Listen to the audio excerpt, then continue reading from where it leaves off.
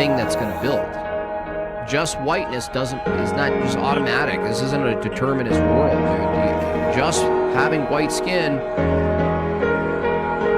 you've just contradicted yourself. White people themselves sold out our country. White boomers. Right? White people are participating in this suicidal empathy program.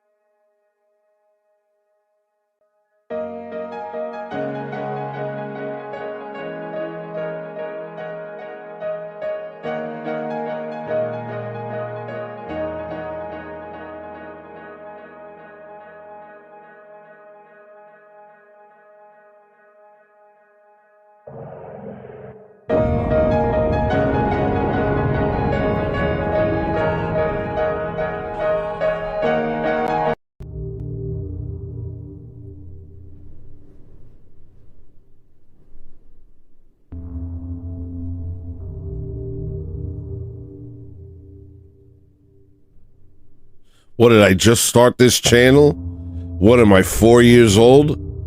Freaking sick of it already. I won't even do anything.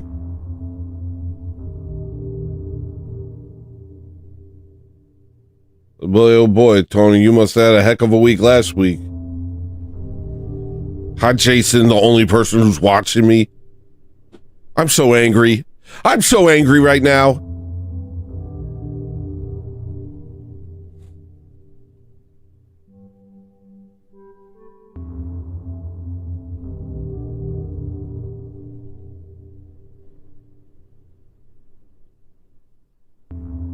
Hi, Duke.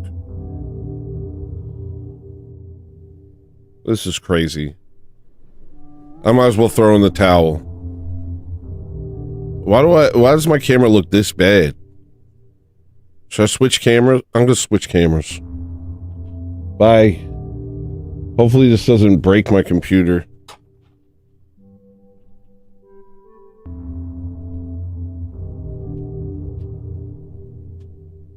If ever there was a time to just go ahead and break it, I'm gonna break it right now, dude. I don't give a freaking crap. I don't give a crap.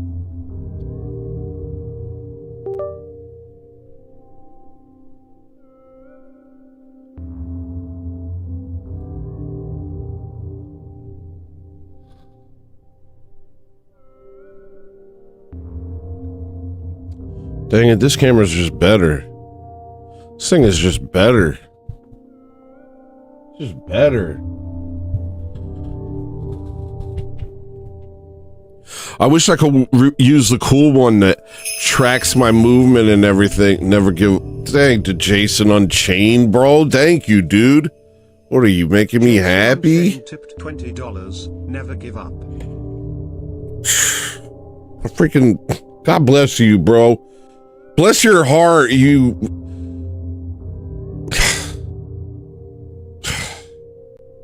You kindred spirit.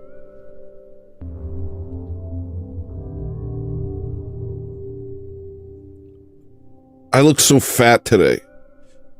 I ate so much cheese last week. I was like, oh, it's cheese fair week. Well, then I guess every meal I have needs to be macaroni and cheese or a freaking cheese sandwich. I look like I've been eating cheese for a week. You can tell. You can tell he ate cheese for a whole week. You can just look at him and know it. Now there's a fella that ate cheese for a week straight. Obviously you ate cheese for a whole week. Let me give myself attractive shading. Hey.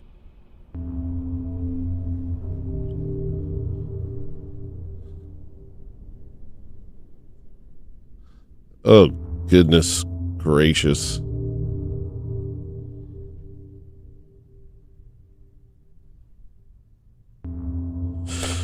How must I live?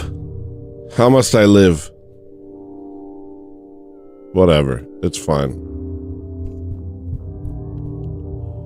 The Jason Unchained, here's your sound, buddy.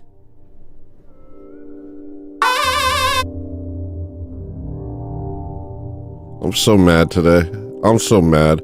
I woke up and my wife was just griefing me. Giving me grief, dude. I woke up sick, post-nasal drip. Oh, cool, sick. First day of Lent, sick. Cool. And then Maria comes around with just an attitude. Just an attitude about everything. I yelled at her before the show. I said, I don't care if you're happy or not. You got nothing to be sad about. Your job is to make sure I'm happy so I can make other people happy. I yelled. I yelled at my wife. I don't care. I feel no shame. Yeah, I yelled at my wife in a big voice. In a big voice that showed her how strong I am. What did you do? I did that. Sorry, so far so bad, huh?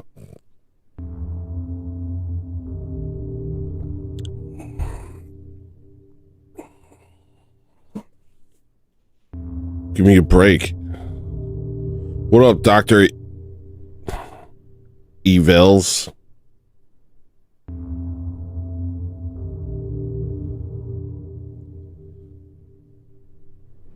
I feel sorry for anyone I feel sorry for anybody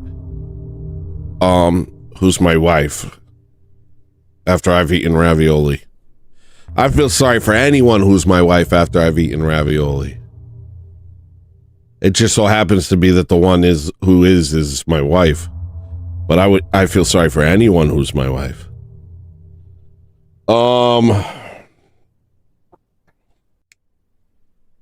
Well, I wish I had a wife just so I could shout at her. She deserved it. She needed it. She needed a good yelling. I don't care. I don't care. She did. Mad. For what? Mad for what? What are you mad about, lady? Having the freaking life of your dreams? Freaking and a handsome fella to boot? Shut up. Sorry. Oh, gosh. This is how I start Lent. Oh, Lord have mercy. Lord have mercy. I'm a mess of a man.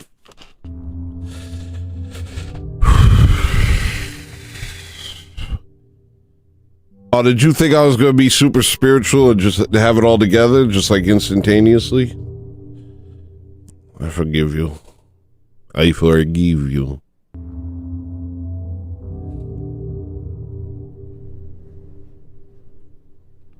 Yeah, that's what I should have done. I should have been like, I forgive you, Marie. You know, you're being a real battle axe this morning, but you know what? I forgive you. I forgive you. That's what I should have done. Instead, I sat on the toilet and yelled at her from the bathroom. And I said, I don't care how you feel about it. You do what I say and you're happy. You do what I say with a smile on your face. That's what I said. And she's just in the kitchen like half listening. She's in the kitchen like half listening. Okay. Okay. I'm not calling myself fat today.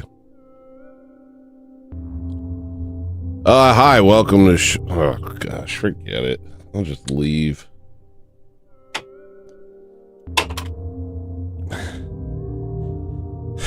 Chris Pizzavas. Hello. Oh my gosh.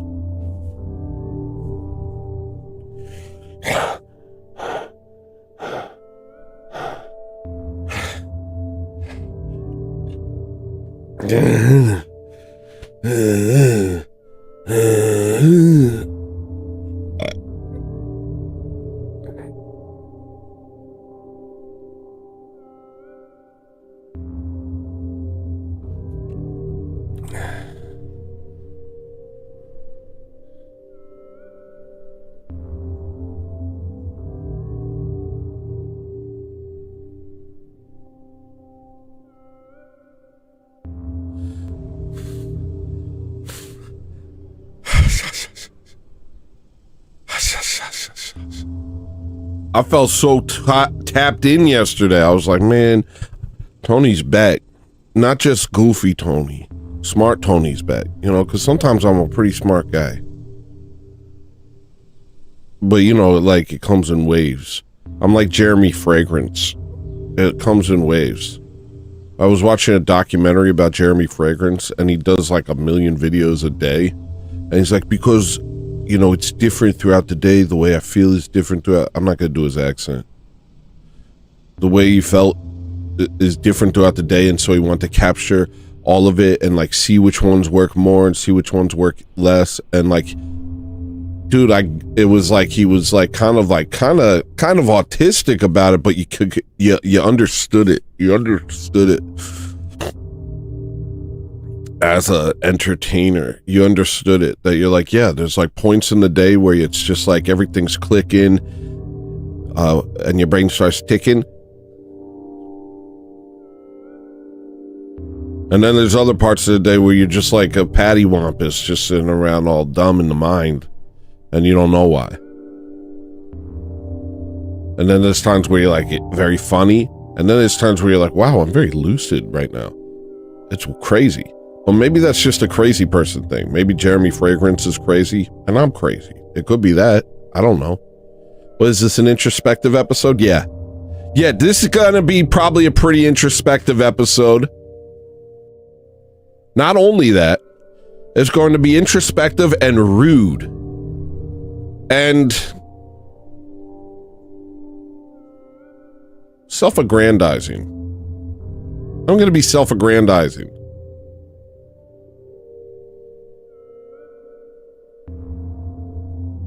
Retrospective.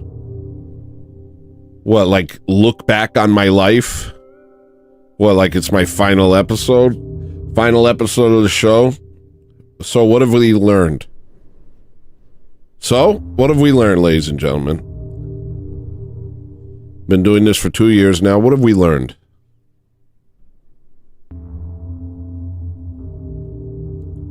Well, yesterday I learned that if you're doing Rust, if you're playing Rust, that you could say the N-word with a hard R throughout the whole show. But if you're like a quasi-political streamer, you can't say it at all. Which is... tells you all you need to know. You know, there's you know, I expect my audience to put the pieces together. But I'm not even a political guy. I'm just a goofy dude. I'm just a goofy streamer, dude. I'm just goofball. Anyway, I'm leaving.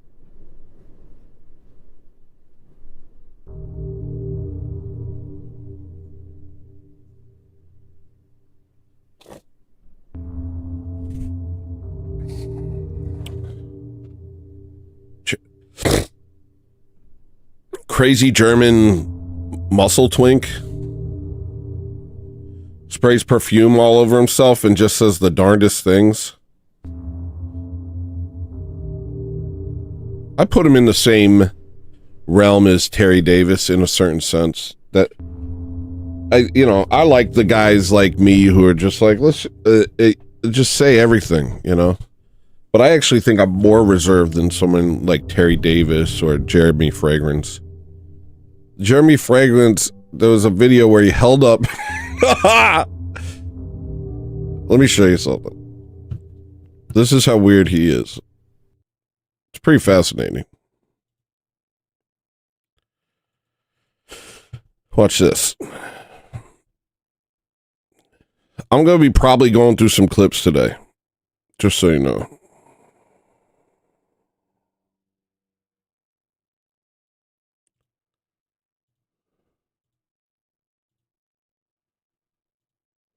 All right. So I was watching this last night. And then this clip came up.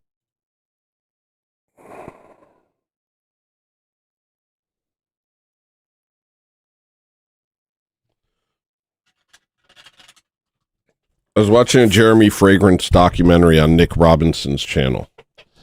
But now he calls himself Nick Robinson Babylonian. I don't know when he switched to that. But anyway. There's a part here that I'm like, that's... like, I don't even have that. Like, I got some stuff, but I don't have whatever this is. Check this out. This is cool, man. Or weird. Whatever it is. Whatever it is, it's fascinating. This description falls far short. Perry Ellis 360 Red. I love it, man. It's the dildo of the fragrance industry. And yeah, it's not so funny, actually. Still don't know how to talk about the topic of masturbating. It's difficult, man. I do it, but I don't come. And, you know, it's just like, if I can be that honest, but it's simply to boost my power type of vibe. Ultimately, of course, I want to have a girlfriend and a wife. Turning that girlfriend into a wife and have great kids. So that's Perry Ellis 360 Red. I actually remember. That's all you need to know. That's Jeremy Fragrance. Pretty crazy. Pretty crazy.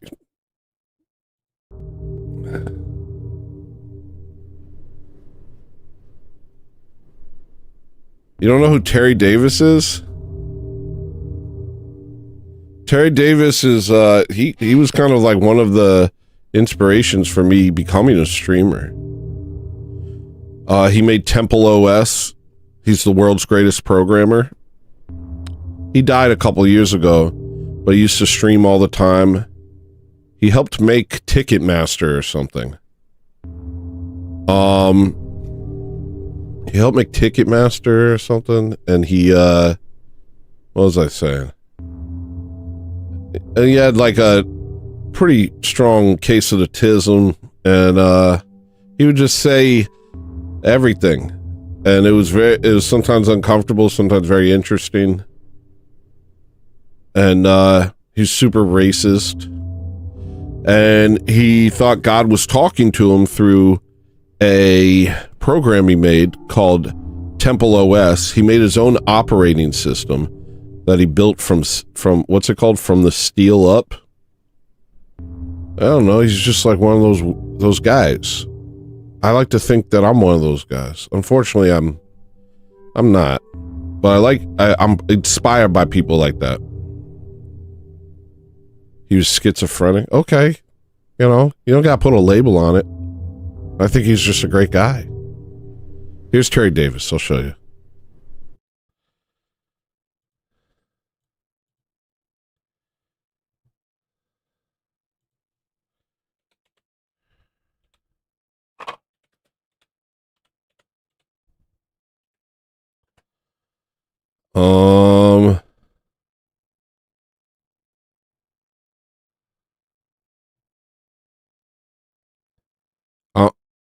Terry Davis, Temple OS, random gens comp. Let's try this. Hi, I'm Terry Davis. I'm the smartest programmer that's ever lived. I was chosen by God to make his temple. I was given divine intellect, 3 gigahertz clock, and I'm getting a random word every... Start praying for the souls of the poor Linux atheist and their leader, Mr. Torvalds. You must have got it from Linus. Because you had to. I'm like, dude, man, let me try and explain this to you. I have a motorcycle. The CIA glow in the dark. You can see him if you're driving. You just... Okay, let me just try and explain this to you. I have a Ring 0 operating system that doesn't use virtual memory. It's written from it's 64-bit. It doesn't use ELF. It doesn't use anything to do with the tool chain. It was written from scratch. And the kernel is absolutely... I like elephants, and God likes elephants. You can go for better than realism. What do you mean better than realism? How about an elephant with blue eyes? So, I don't know what to tell you. That guy, there was a suggestion that's a good way to get to know about him. Oh, it popped up for a second. Hold on. No, not that. Who's that guy? There's some guy that made a great Terry Davis documentary. I guess it's Parker Milliam. Did he used to be called something else? Did Parker Milliam used to be something else? No. Somebody made a great Temple OS Terry Davis documentary years ago. I'm not seeing it. Anyway, he's awesome. He was like one of the main people that inspired me to get into streaming, actually. Frederick Knudsen. Nice. Very nice. Yeah. Frederick Knudsen did a good documentary on him. Yeah, he's one of the people that inspired me. I don't know why you're throwing up about him. Are you threatened by greatness? I don't get it. I don't know. Couldn't be me.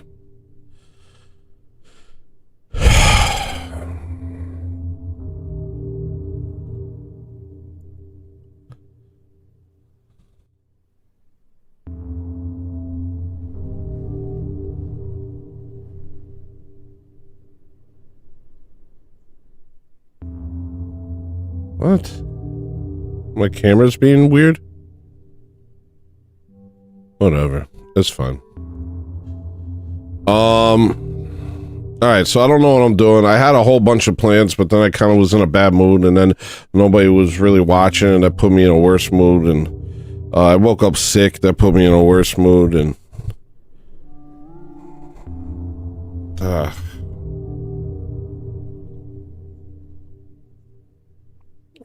don't know.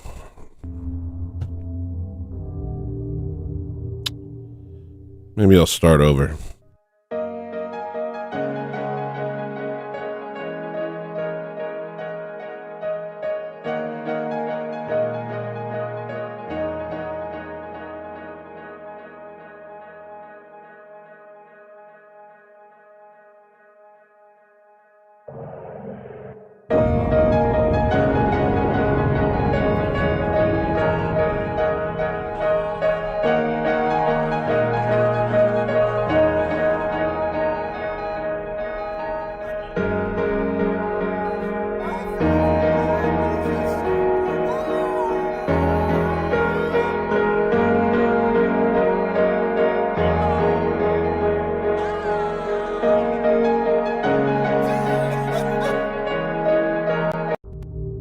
It's gonna be what it is today. It's just gonna be what it is. I don't know what to tell you.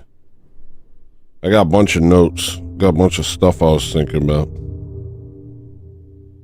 And I got some stuff I wanted to watch. Cause I don't know. I watched Asmongold yesterday and it got me freaking. I don't know. Maybe I don't have it today. Maybe I don't got it today.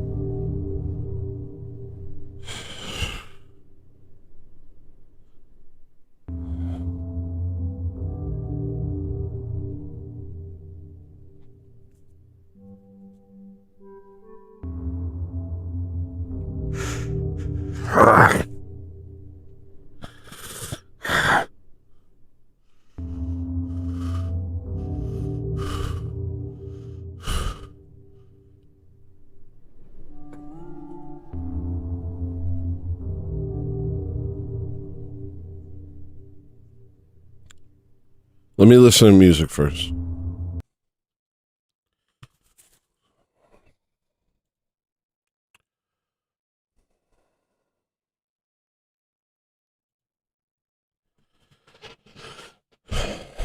I was thinking of calling the sequel to 12 Normal Songs Normalist.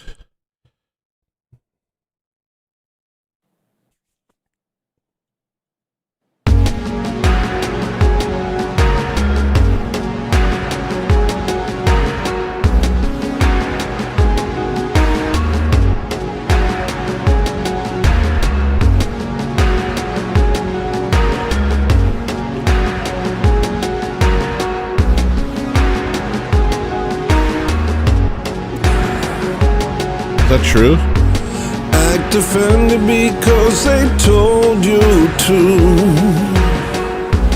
Act offended like you always do. Pledge allegiance because it's in the news.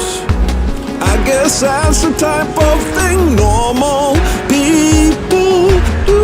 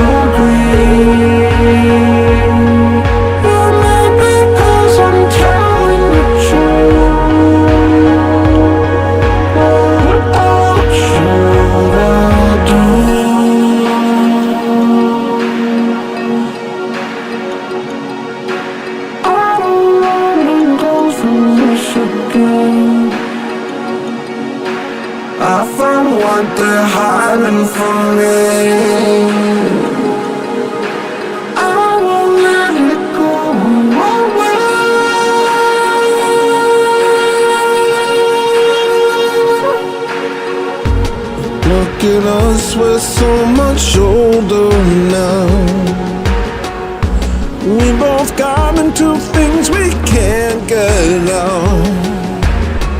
Pandora's yapping, she will not shut her mouth. And now you're fighting off everything that makes you down. I never had a problem with you. I didn't like you. So why is everything I do so much of a big deal to you? It seems like you're pretending to me, forcing me to agree. You might be cause I'm telling the truth. What should I do?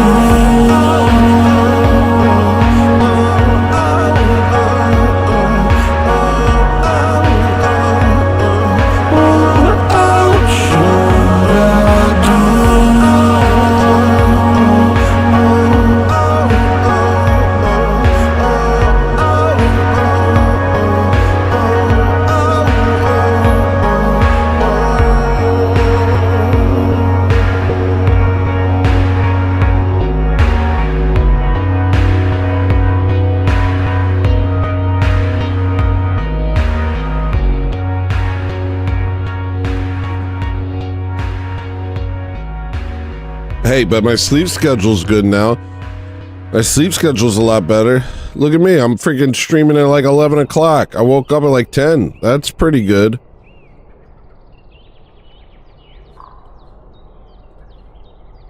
I know I haven't said anything about Lent yet, but I don't know what to say. I'm not the one. I'm not the one. You know. I'm very happy it's Lent. I'll say that. I was scared. And then we had Forgiveness Sunday, and I was like, okay, I'm ready. And now I'm very happy that it's Lent. But I already yelled at my wife.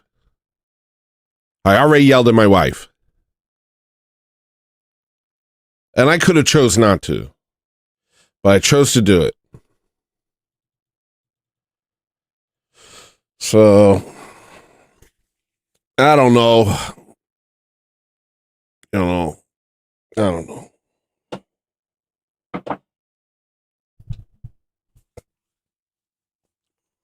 Equal rights, equal fights. You know what I'm saying?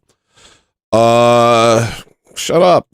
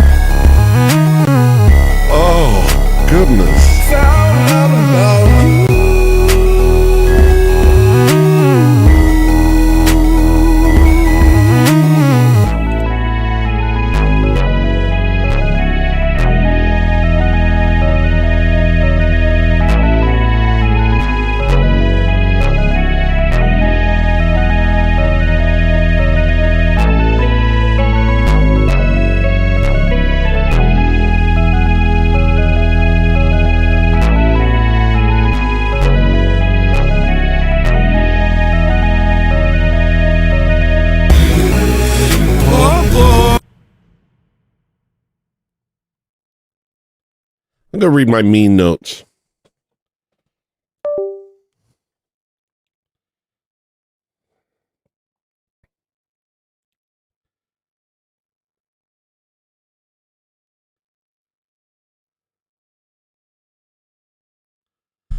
Sometimes people try to make their approval matter to you by criticizing you. It's become almost an epidemic of sorts. Extanglia super chatted $10. Hi, my name is Extanglia. Former atheist, now enjoying his first Great Lent, Orthodox cross emoji.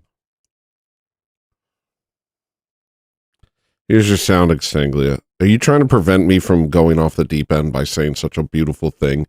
Here's your sound.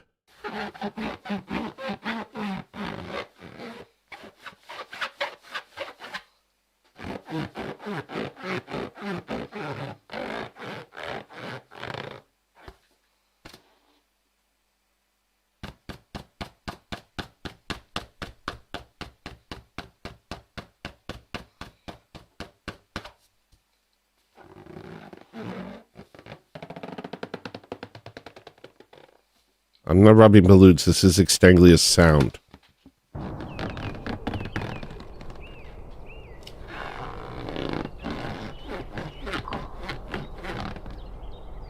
Is this like a thing for some people? Do you not like this sound? Do some people not like this sound?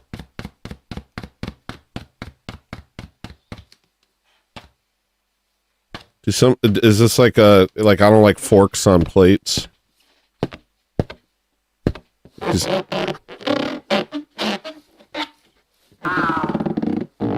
Was 11 super chatted $20. Be ashamed of the sin, but don't be ashamed when you repent. Sin is the wound, repentance is the medicine. St. John Chrysostom. Thank you, BD Mose. Hold on. Almost done with Extanglia's sound. We'll get to yours. And here's your sound, buddy.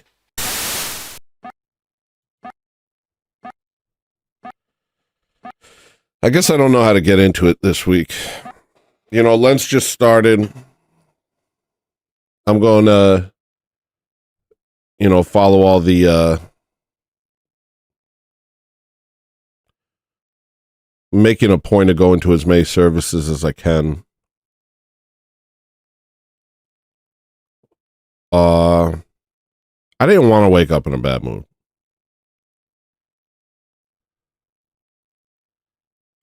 But I did. And I'm like, okay, so do a show in a bad mood or what? What? I can still be funny when I'm in a bad mood, but I can't be nice. Can't be nice. At Mongobel Zero id super chatted $5.89. I wonder why our greatest ally is arming Mexican cartels to the point where they outgun the military and use those weapons to citizens. That's an interesting question. I have a Asmongold video I was going to learn the news about through on the show today later.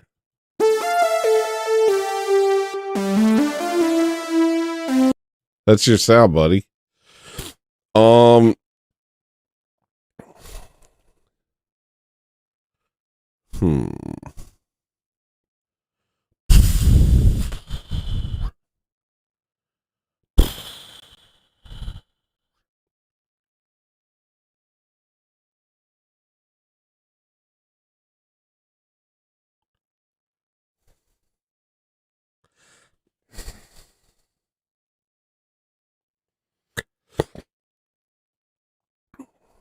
I have so much I want to do with the show today, but I'm just dealing with myself internally.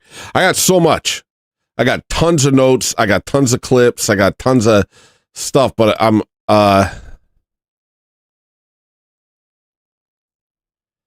just going to come out and say it. I hate that Build a Chinese test tube baby gold medal winner.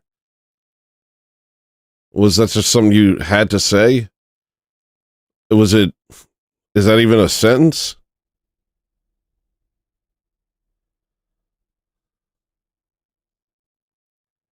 You're like, I'm just going to come out and say it. France hot dog man which punch up a swim meet champion Tyrone.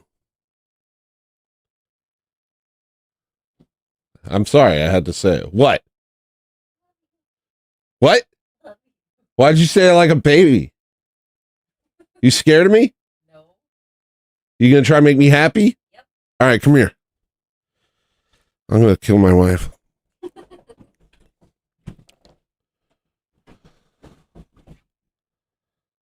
What? Why are you smiling now? Well, I can't come over there. Don't come over here. I don't want you to. I'm too angry. I'm sorry, I wake up so cranky.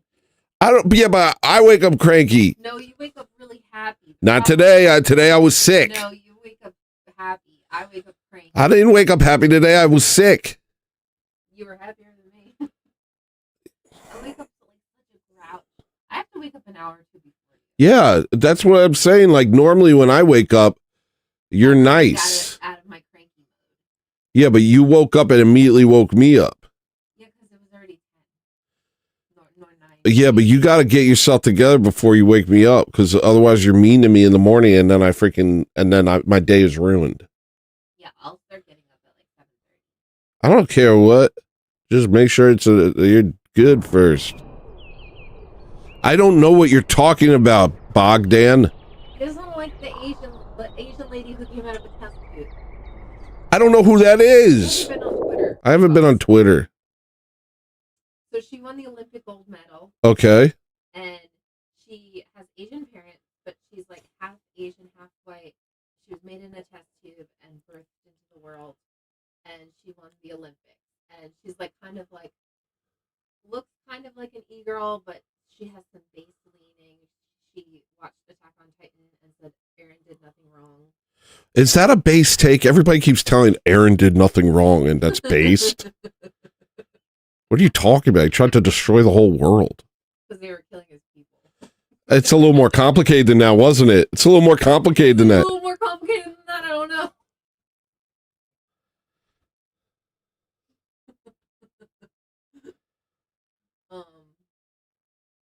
Who are you people? What are you talking about? Freaking Aaron did nothing wrong. He tried to kill the whole world. What is this? I don't get it. Okay, so there's a base Chinese half white lady who looks like a e-girl. Is that just like code for she's hot? No, she has like the type of like skunk hair. Skunk hair. Now that's hot. I want a nature's warning when I look at you. Or a raccoon. It's a raccoon. Okay, so anyway, so she's great and we hate her. I don't hate her. Big Boss hates her. Can I tell you something about the Chinese? They act the same as black people. I've looked into it. There's some Chinese channels. There's some Chinese channels that I watch. And apparently communism really effed these people up. I don't know if you've heard about this, but communism basically made these people just like not give a crap about anything. They like steal, they lie, they cheat, they throw their garbage on the ground. They don't care about anything. This is what Chinese people tell me. This is what other Chinese people tell me. That's it. She acts super black. Well, that's just a Chinese thing. Yo, Chinese people, like I had a friend who was a blackjack dealer, and he said there was nothing worse than having a table full of Chinese people. He's like, and he wasn't racist. He was like a lib, and he was like, I've never seen there's no one worse than the Chinese. They come in, they spit, they freaking yell, they throw garbage on the ground. They're just like uncivilized people.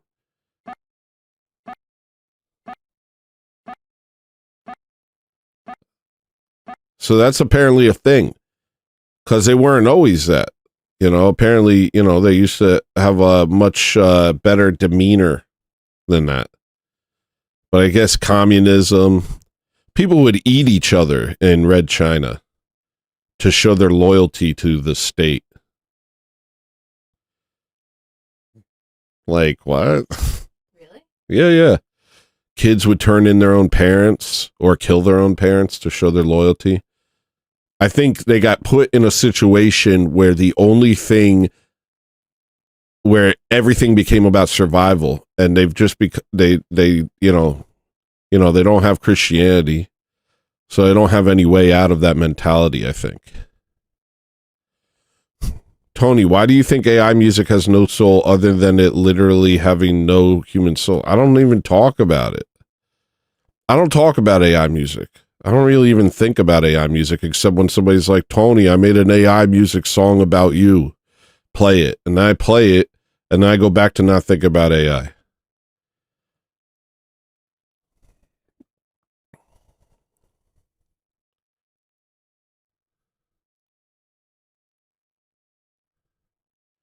I try not to think about it. Like, people can make arguments. They'll be like, well, all it has is the ability to imitate. It has no ability to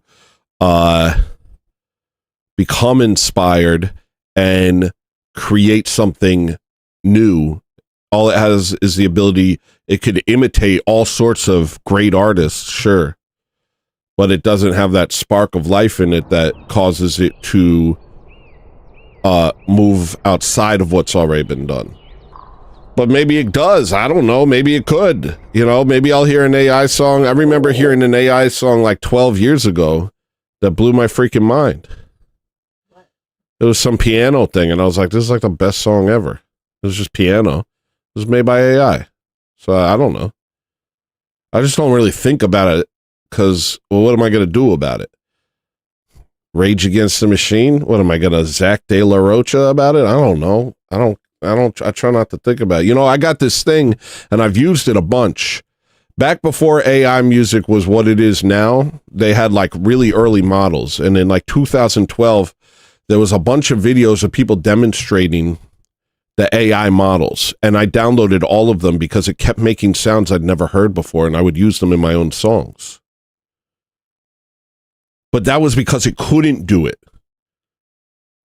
Kind of interesting. That was because it couldn't pull off what it was trying to pull off.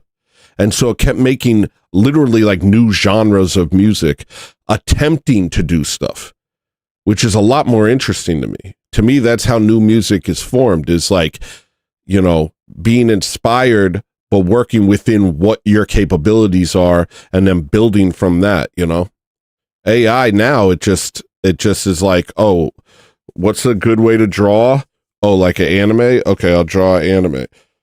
It just pulls from all the great artists and just recreates. Back in the day, AI couldn't do that. Here, I'll show you. Listen to this. GameCube. Listen to this. So it took the GameCube thing. I've used this so much. I've sampled this file so much. A couple times. Not so much. But it started off with the GameCube sound. And then it just started to interpolate. And do whatever it could. And this was, again, this is in like 2012. This is way before it had any of the capabilities it had now. And I was blown away by it. Now you can't find any of this stuff. But I made sure to download as much as I could just because I found it inspirational.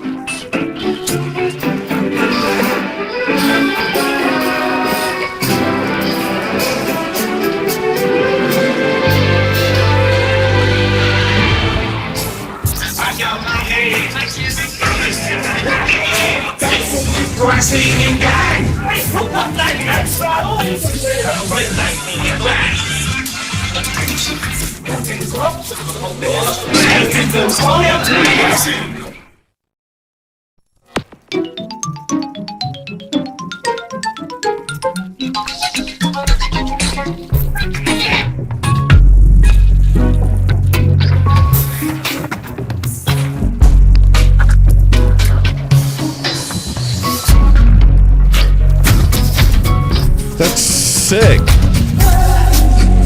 Huh?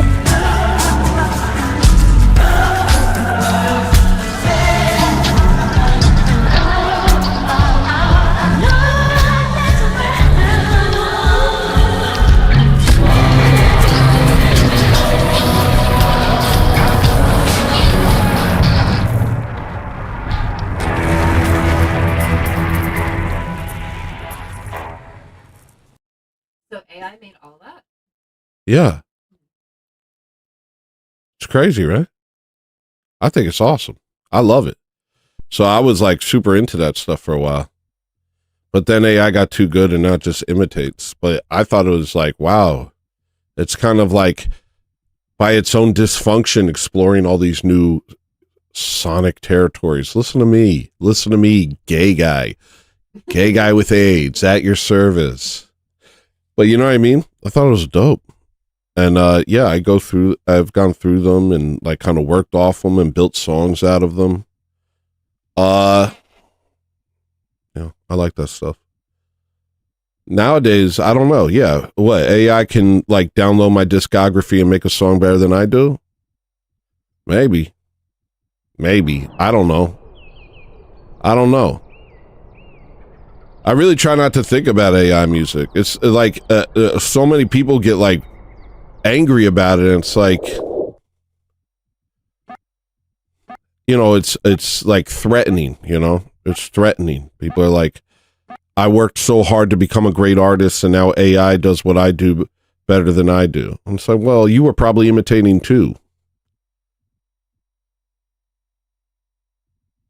All an imitator can do is a subpar version of what an innovator does.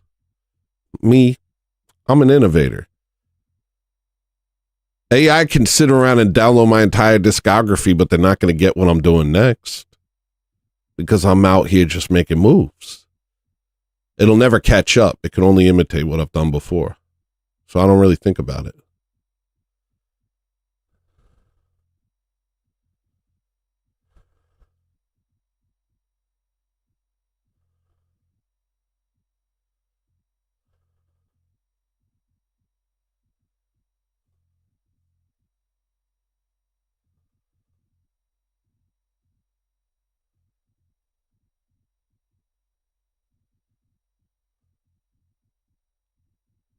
So yeah, that's what I think about AI music, I guess. I think normies who imitate are threatened by it. Well, honestly, let me tell you this. I got into this music thing at in the early 2000s, and the market was flooded with douchebags who thought they were artists. And it made it so people like me had to freaking struggle to even be heard, because everybody and their freaking brother was a musician. Oh yeah, what do you sound like? A bad version of something that's already been done. Oh, what do you sound like? A bad version of something that's already been done, but I'm good at marketing. I'm real good at selling myself. I know the right people. I know a guy who owns a club. I know a guy who owns a record label. And now that's all you get to hear is a bad version of something that's already been done. And so I had to compete with freaking masses of people who fancied themselves artists, who spent as much time marketing themselves as they did actually dedicating themselves to the craft. And guess what? They did better than me. So if those people are out of a job, I'm happy. I'm glad. Bye.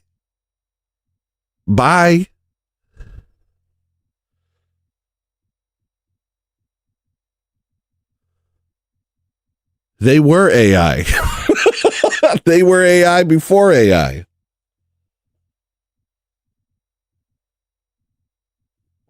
Go work for Amazon.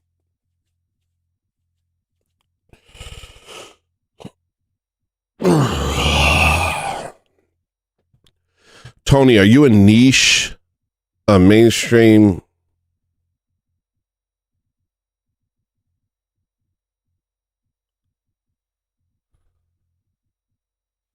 I don't want to hear AI music. I'm not interested in hearing AI music. Look, here's what every single one of you has to do in this generation. You have to choose what you let in.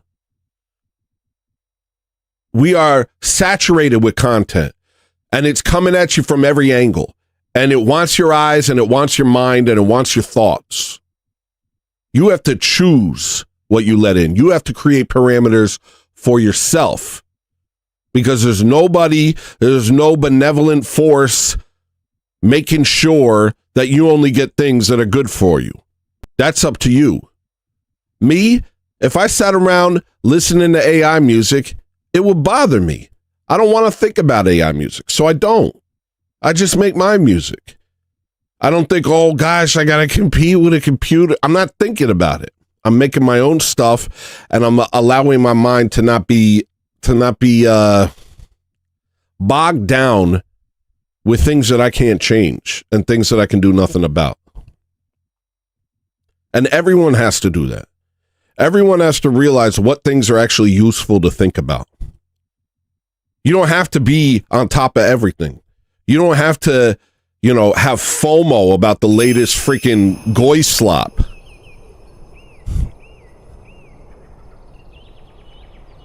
A Panini tipped $3.33. Tonight is gonna be the greatest show to have ever showed. Thank you. Max Sing. Thank you, man. Here's your sound.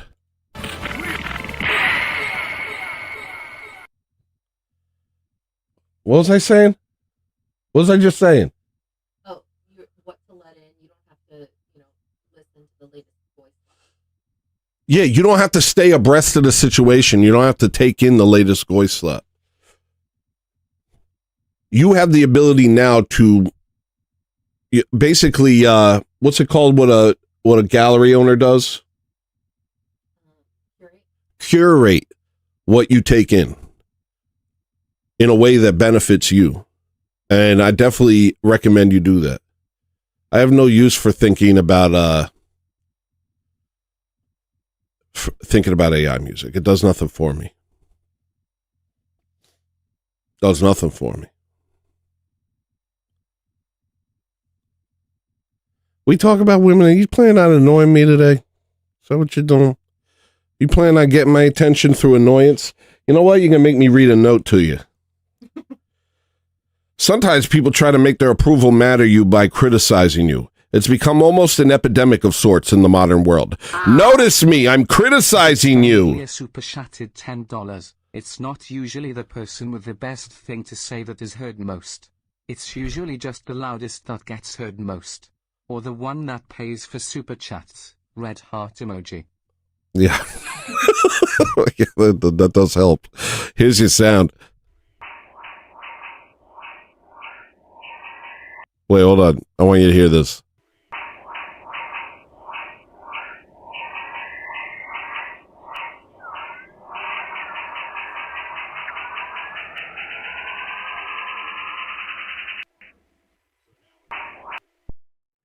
So again, to prove my point, you've proved my point.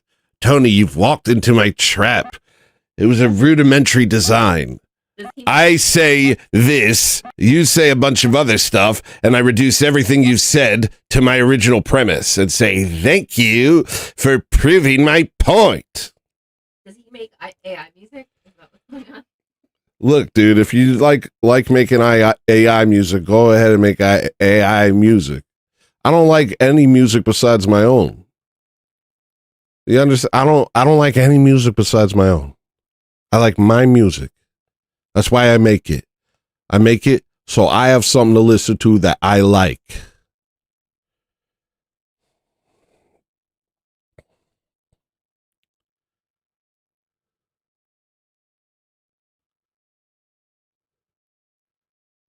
Dang, some of my stuff didn't freaking work.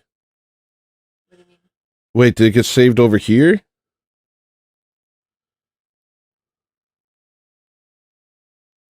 Oh, it's a mess. It's another mess. It's another mess. Here, now I'm going to talk about stuff. Thank you for prompting me. When someone criticizes me, all I feel is a desire to not talk to that person because what they think of me doesn't matter. And the idea that I would try to correct their idea of me is ridiculous. I simply perceive them as an imposition and want them to go away. Watch me if you like me. I'm not looking for your approval. I won't change if you take it away.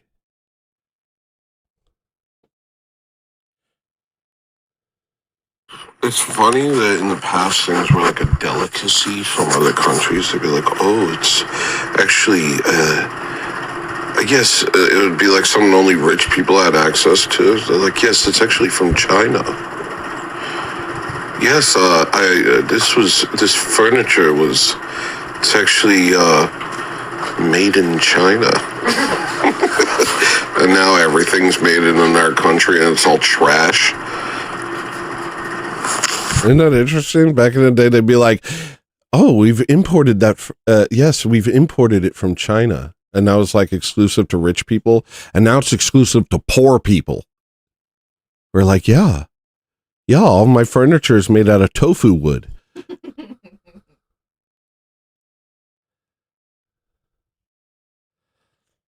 You're so crazy. Yo, you're so crazy, dude. This dude angry.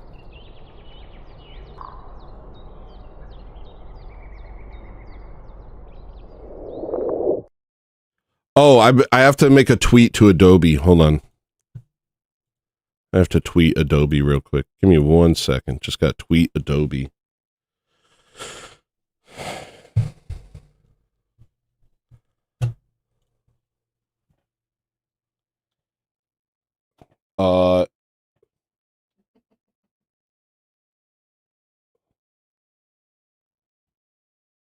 Adobe.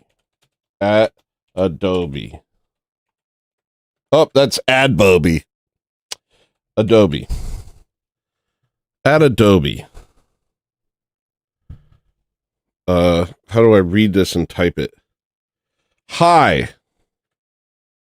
Exclamation point. I'm Adobe!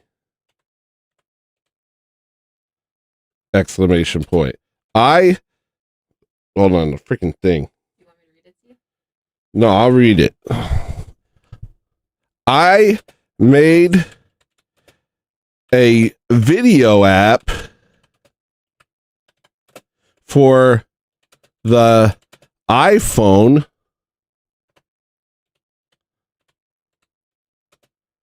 that can't load iPhone videos.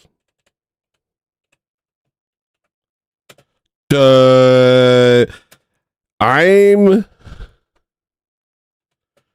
the premier creativity software producer in the world. There we go.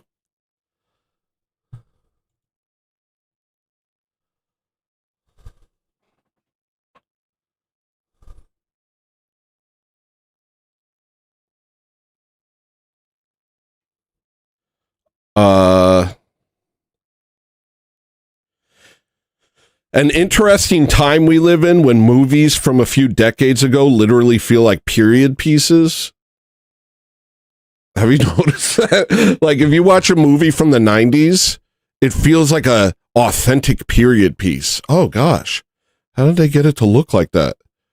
It was just like, it was just before everything turned to crap. It was just before now. It just looked like that. I don't know, just something I noticed. Huh? Hi, Jimmy. Hi, Jimmy. Thank you, Jimmy, for the raid, Jimmy. Who's this freaking we talk about women guy? He's like freaking obsessed with you. You're living like a zoo animal or a child if you're simply being, hi, Dad, if you're simply being supported by government programs. You're just being kept alive for no reason. That goes out to my welfare queens. If you're just being supported by government, the government pays for my housing, the government pays for my food, and this and the other thing, you're like a zoo animal. You're an animal. You're living like a zoo animal. Hold on. How is that true? I know it's true. I wrote it down.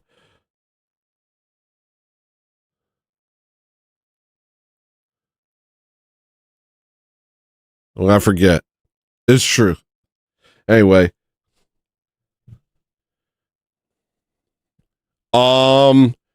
Let me get through my notes and then I'll get through some other stuff. The chaos is on purpose, and it's the way in which they will implement tyranny. They are already planning on giving your car an instant shutdown switch. It's a bipartisan issue. They want zero freedom, and they want you to beg for it by making chaos the alternative. We all knew that. What, am I writing it down? You can't escape yourself. You need to be forgiven and grow. You can't escape yourself. Okay? Someone said I did something cringe yesterday and it really annoyed me. What I'm doing is, oh gosh. All right, I'll just read it. I'm just going to read it. What I'm doing is completely me dependent. I don't come out here and worry about if people think I'm cringe or not. I say what I'm thinking. It's way easier than sitting around second guessing yourself. I blocked that person and they can never speak to me again.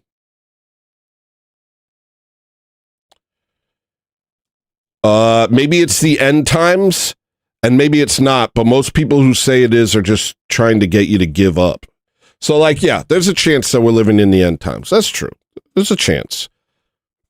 But most of the people telling you that are just telling you that so you kind of stop trying. So you stop thinking about stuff. So you're like, whatever, it's the end times. So you get all boomer Zio about it and just kind of sit on your laurels and be like, well, I'm going to be raptured soon. Don't listen to people who tell you it's the end times. I mean, even if it is. Don't live like it's the end times. Live like there's something next, you know? Obviously, we should be living for the kingdom of heaven. But that doesn't mean we do nothing while we're here, you know? While we're here, we have to dedicate ourselves to building the kingdom on earth, aka Neo-Byzantium.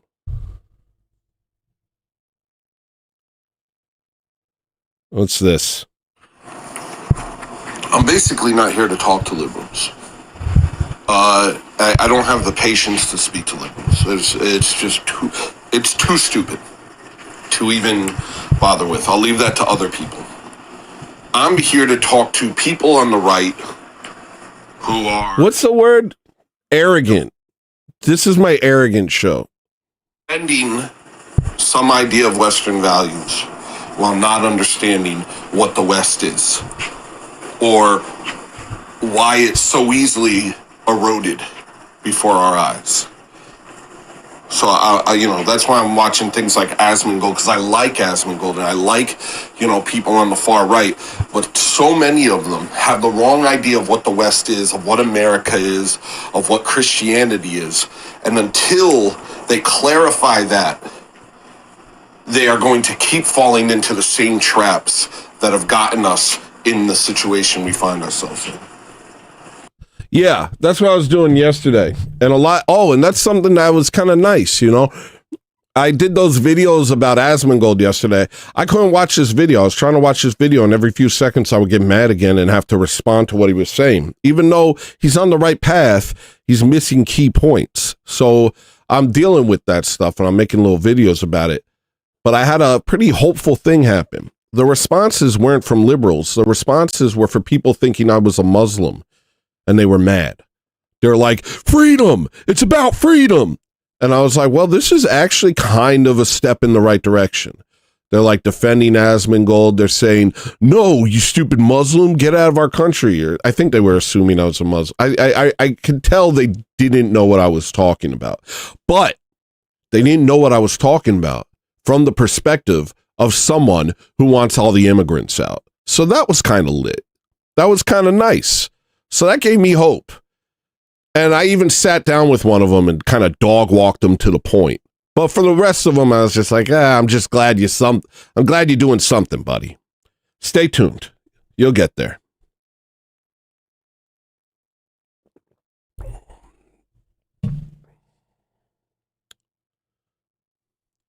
Imagine, but here's what I will say to all of you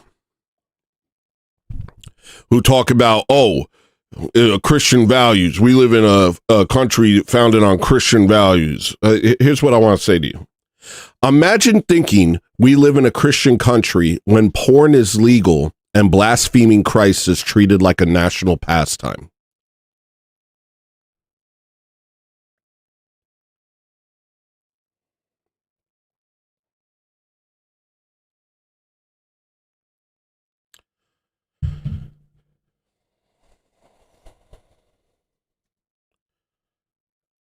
Asmongold is a new normie, which was a sea change 12, 18 months ago. Yeah, I love Asmongold.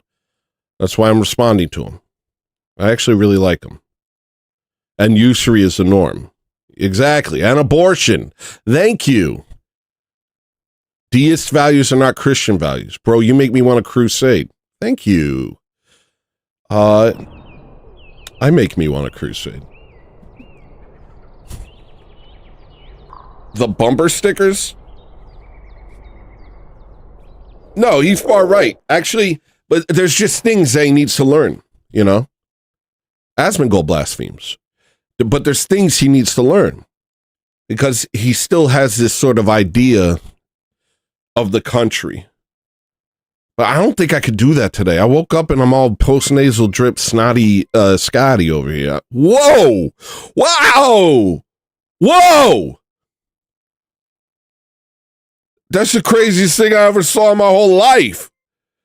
Bro, 50 memberships from Extanglia. Thank you, Extanglia. W Extanglia. Huge W. What the... Thank you, dude.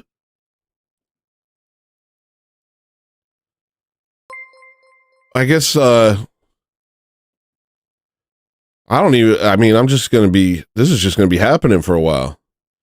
After it says all the people that got gifted, so it's going to do all the people that got gifted, it's going to say that 50 times, but then it's going to say all the new members. So we're going to get 100 notifications right now.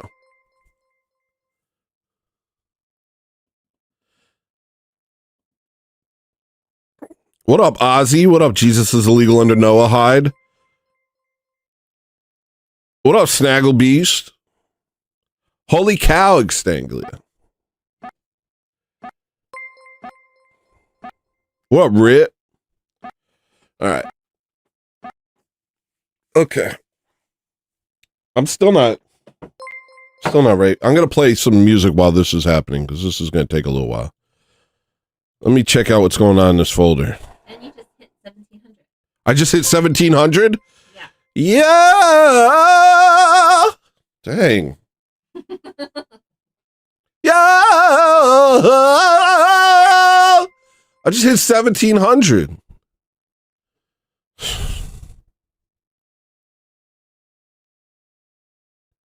think I need more coffee. Thanks, hon. Drink more of your blue stuff. I'm drinking my blue stuff.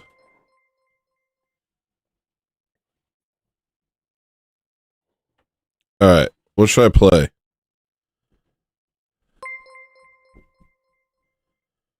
Maybe this will get me hype.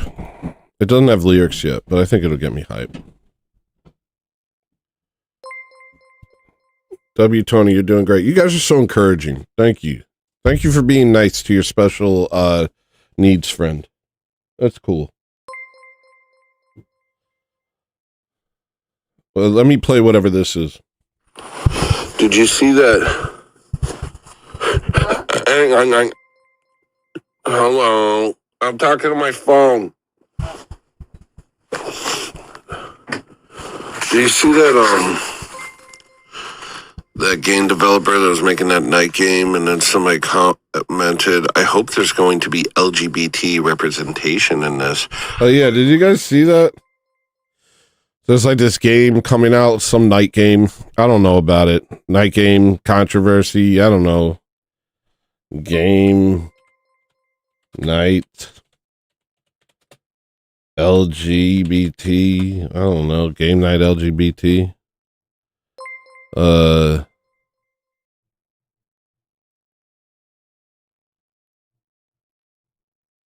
Does anybody know what I'm talking about?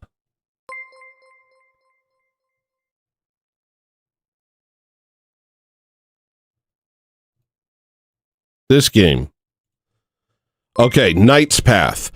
There's this game there's these people making this game called Knight's Path. I just got a little thing to say about this. And they said, introducing Amelie, one of the female characters you can form a romantic relationship with in the game.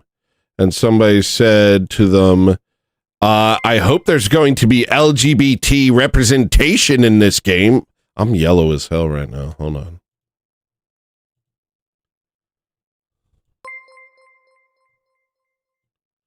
And they said, we care about gaming and fun, not modern agendas. And what I thought they should do is say, yes, there is. There's going to be LGBT representation in our medieval game. That we care about gaming and fun, not modern agendas, and then everybody lost their minds. Well, not everybody, you know, libs.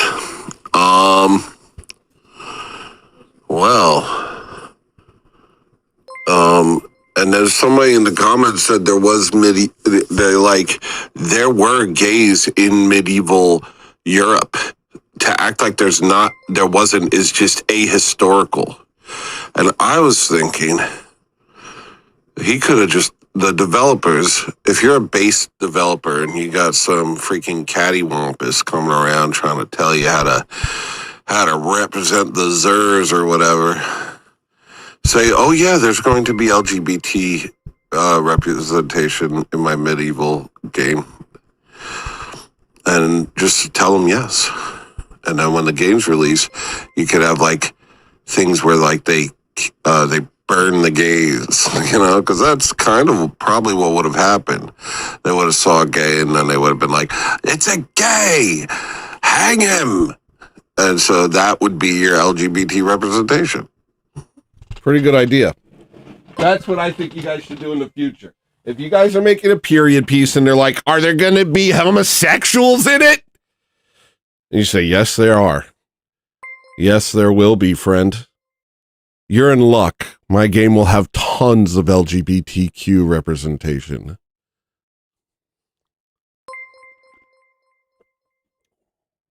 Just a thought.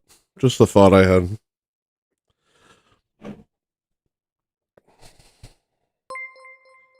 They'll be hunted.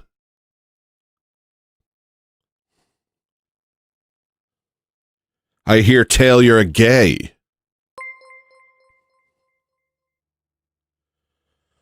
I'm just going to read my notes, even though I'm like kind of not like, I'm not where I was yesterday. I was mad or something. I don't want to read it.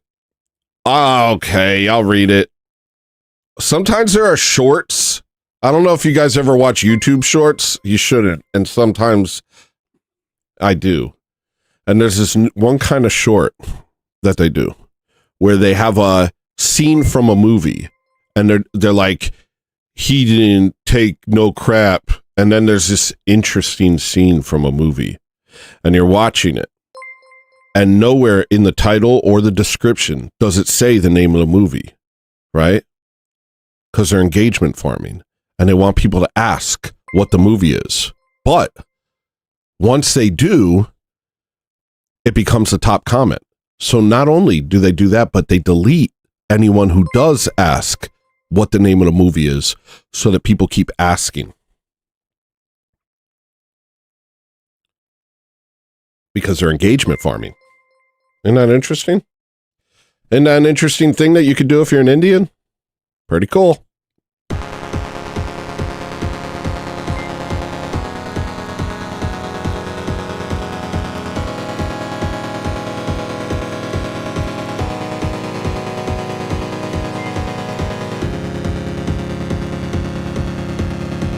Huge W. Huge W, Extanglia.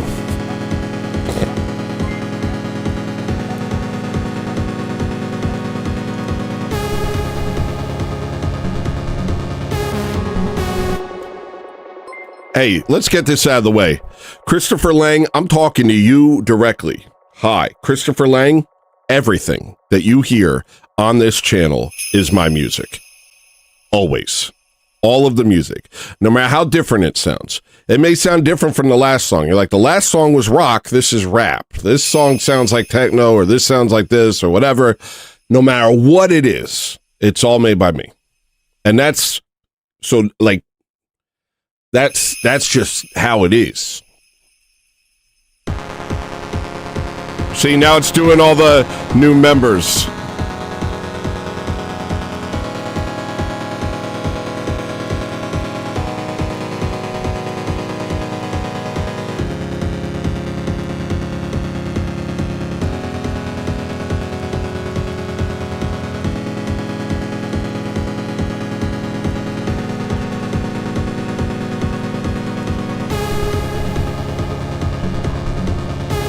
Yeah, I'll make a goal while we're here.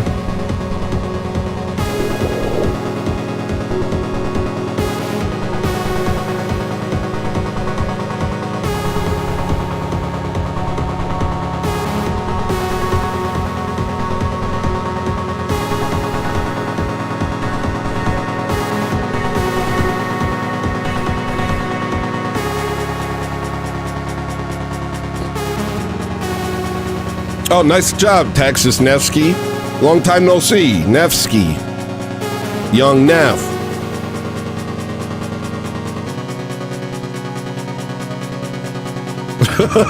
I just typed some stuff. I'm not doing push-ups. Dude, yesterday was Forgiveness Sunday. I'm sore. No worries, Chris.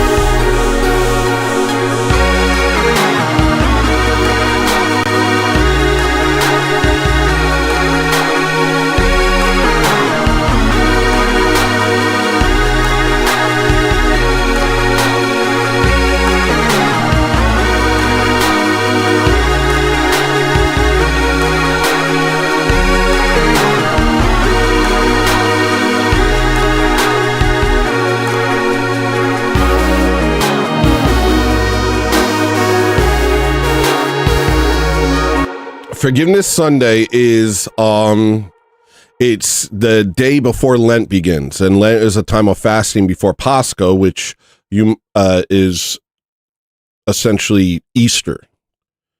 This is in the Orthodox tradition, the true church. So what we do is before beginning the time of fasting, before Pascha,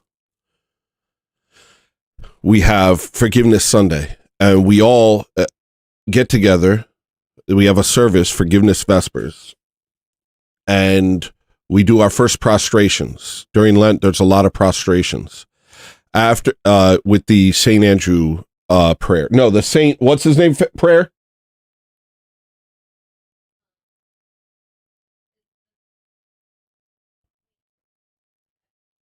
The Saint, what's the saint's name? The prayer of St. Ephraim. And then after that, we all, everyone in the church prostrates before one another and asks each other's forgiveness and forgives each other in the whole church. And I say anyone who's interested in Orthodoxy, just go to a Forgiveness Sunday and you'll be like, oh, okay, I want to be Orthodox. I feel bad because I saw someone Sunday morning, actually. Here, I'll play this quietly while I talk. I saw someone Sunday morning who was a new inquirer at the church. And I guess I was distracted or something, but I didn't think to invite him to Forgiveness Vespers that evening. And I should have. I should have been like, oh, you're an inquirer? Do me a favor. Come to Forgiveness Vespers this evening. And that's it. Because I think if you witness Forgiveness Vespers, you'll understand the difference between these things that call themselves churches and the actual church. And yes, to everyone who's here, please forgive me, a sinner. And to everyone who's here, God forgives and I forgive.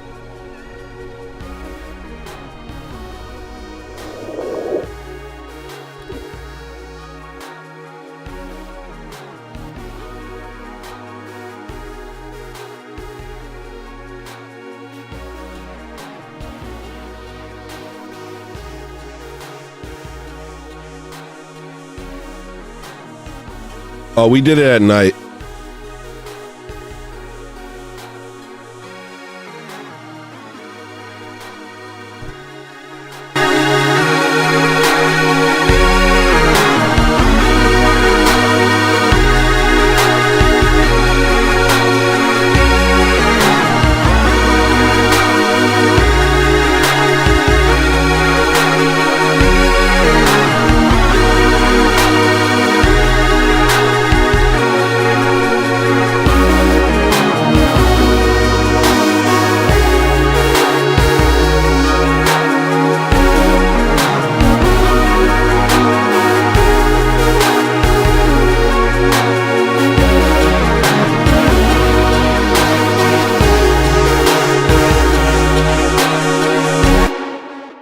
I don't know what I'm doing. I don't know what I'm doing. Betting a bomb. I'm not that sore from Forgiveness Vespers. I have been sore in the past. There's been, I think last year I couldn't walk for like a day after Forgiveness Vespers. But this year, I guess I'm getting strong and I was able to, after I got up, I was okay. I was sweaty though. $5. I got sweaty. Prostrations are like pretty intense. But like once you do like Forgiveness Vespers, you start doing prostrations before you even do the forgiveness part. And all of a sudden you're like, yes, this is what I've needed. This is what I needed. And it kind of puts you in the mood. You're like, I'm ready for Lent. So tonight is we're doing the Canon of St. Andrew. We're doing it in 4 parts, Monday, Tuesday, Wednesday, Thursday. And I'm very, very excited. Excuse me. I'm very excited for that, actually.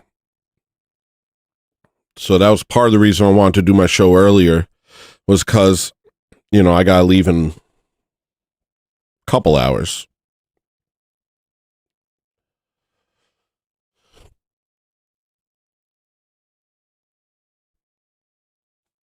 I always get scared before Forgiveness Sunday, before it's like when I'm about to go to Forgiveness Sunday, I'm like scared.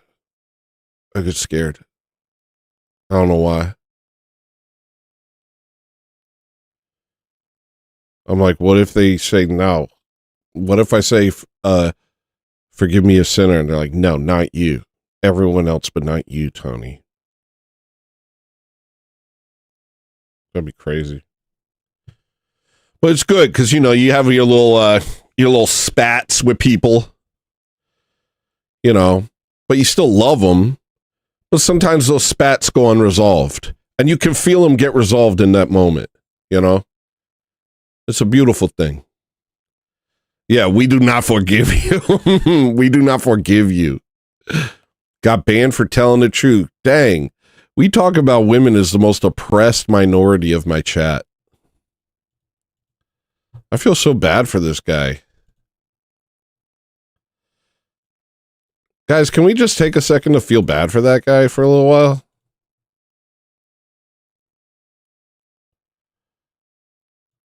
I want to hear fat nah. All right, what other notes do I have? I shouldn't, these notes are not coming from a great place.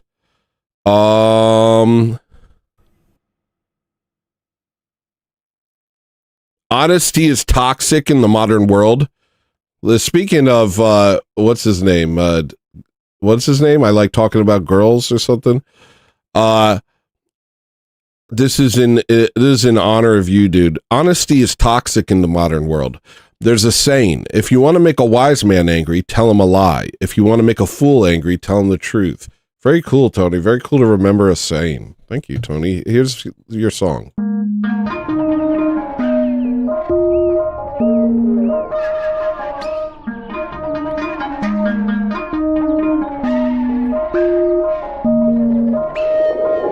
What you mean? Someone please feel bad for that guy.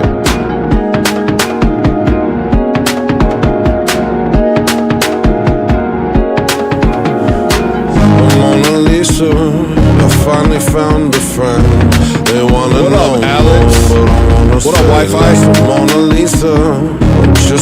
burden to them. Oh, Mona Lisa, got no good thoughts today. Yeah, that's true. Credit where credit's due. That's very true, Kevin Bacon. Credit where credit's due. We talk about women. You're handling this well, honestly, very gracefully. Oh, Mona Lisa, got no good thoughts today. What up, slow boy? Wanna fucking communicate. Mona Lisa, I don't know what to say. Don't wanna say no more. What you mean? What you wrong? Somebody you'll get hurt. I talk for way too long and they won't tell me to shut up. What you mean? I know I'm good. I'm looking for a fight. They're just being polite.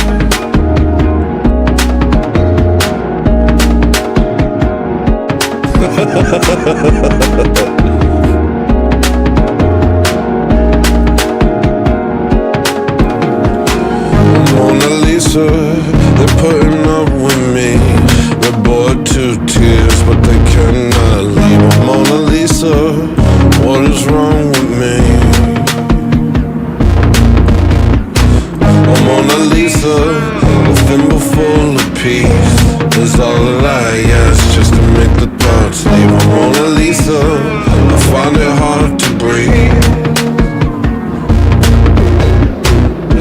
Don't wanna say no more. What you mean? What you wrong? Somebody you'll get hurt. I talk for way too long and they won't tell me to shut up. What you mean? What you mean? I'm looking for a fight. They're just being polite. Look, if anybody gets blocked here, like, I don't care. If you get blocked or not blocked, timed out, I don't care. And here's why. Because my mods know how sensitive I am. I'm very sensitive and I get thrown off very easily. And they want me to do a good job and not get upset and do a bad job. And so they're just being good mods. And so if you get timed out, take the L and just do better. I used to be like, no, mods, come on, be nicer. But now I get it because I've had a lot of nonsense. So I don't think what you did was so bad. I'm obsessed with women or whatever your name is. I don't think it's a big deal. But the mods thought it was a big deal and they're shooters. And so I'm sorry.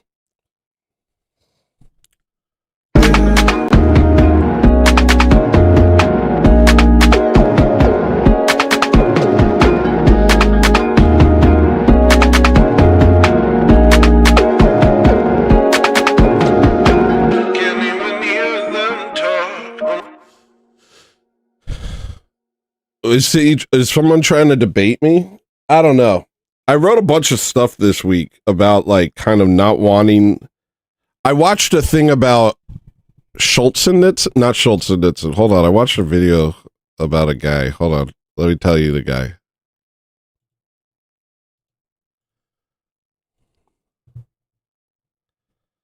I watched a video about a guy. And his name was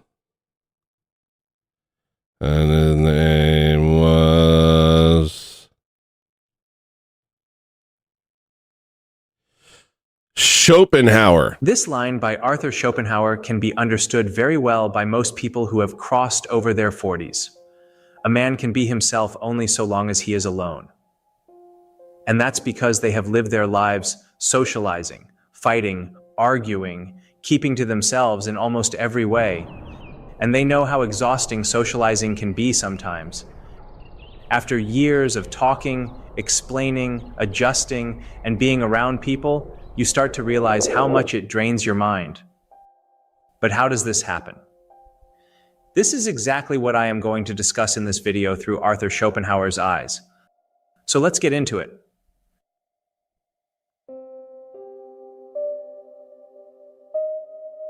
Schopenhauer believed that the moment we enter society, we begin to lose ourselves. Not because people are evil, but because society itself runs on compromise. As he explains, All society necessarily involves, as the first condition of its existence, mutual accommodation and restraint upon the part of its members. In simple terms, being around others means holding back. In every gathering, we quietly adjust our opinions, our tone, even our personality, to keep things pleasant. The more people there are, the more diluted everything becomes. Conversation turns safe, ideas lose sharpness. This is so real. So I don't know anything about Schopenhauer. For all I know, he's a weirdo, but whatever. I was watching this and I was like, this is what I'm saying, yo. This is what I'm saying.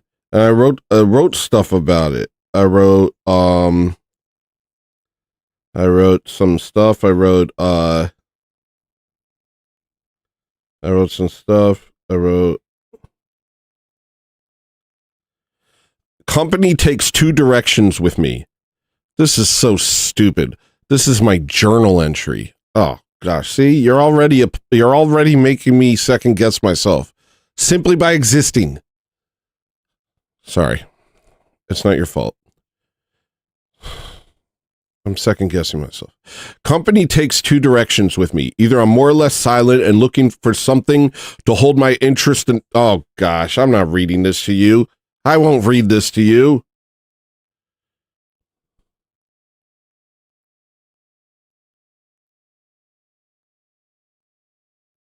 Take a look at me.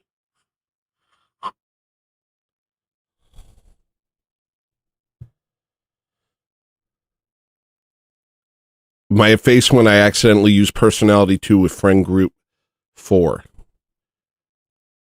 Use caps sparingly. Guys, you know what? I don't know when this show became the Wild West. Slowly. But let me watch this thing. Here's something I wanted to watch. I watch Asmongold for all my news now. This is not to empower the state.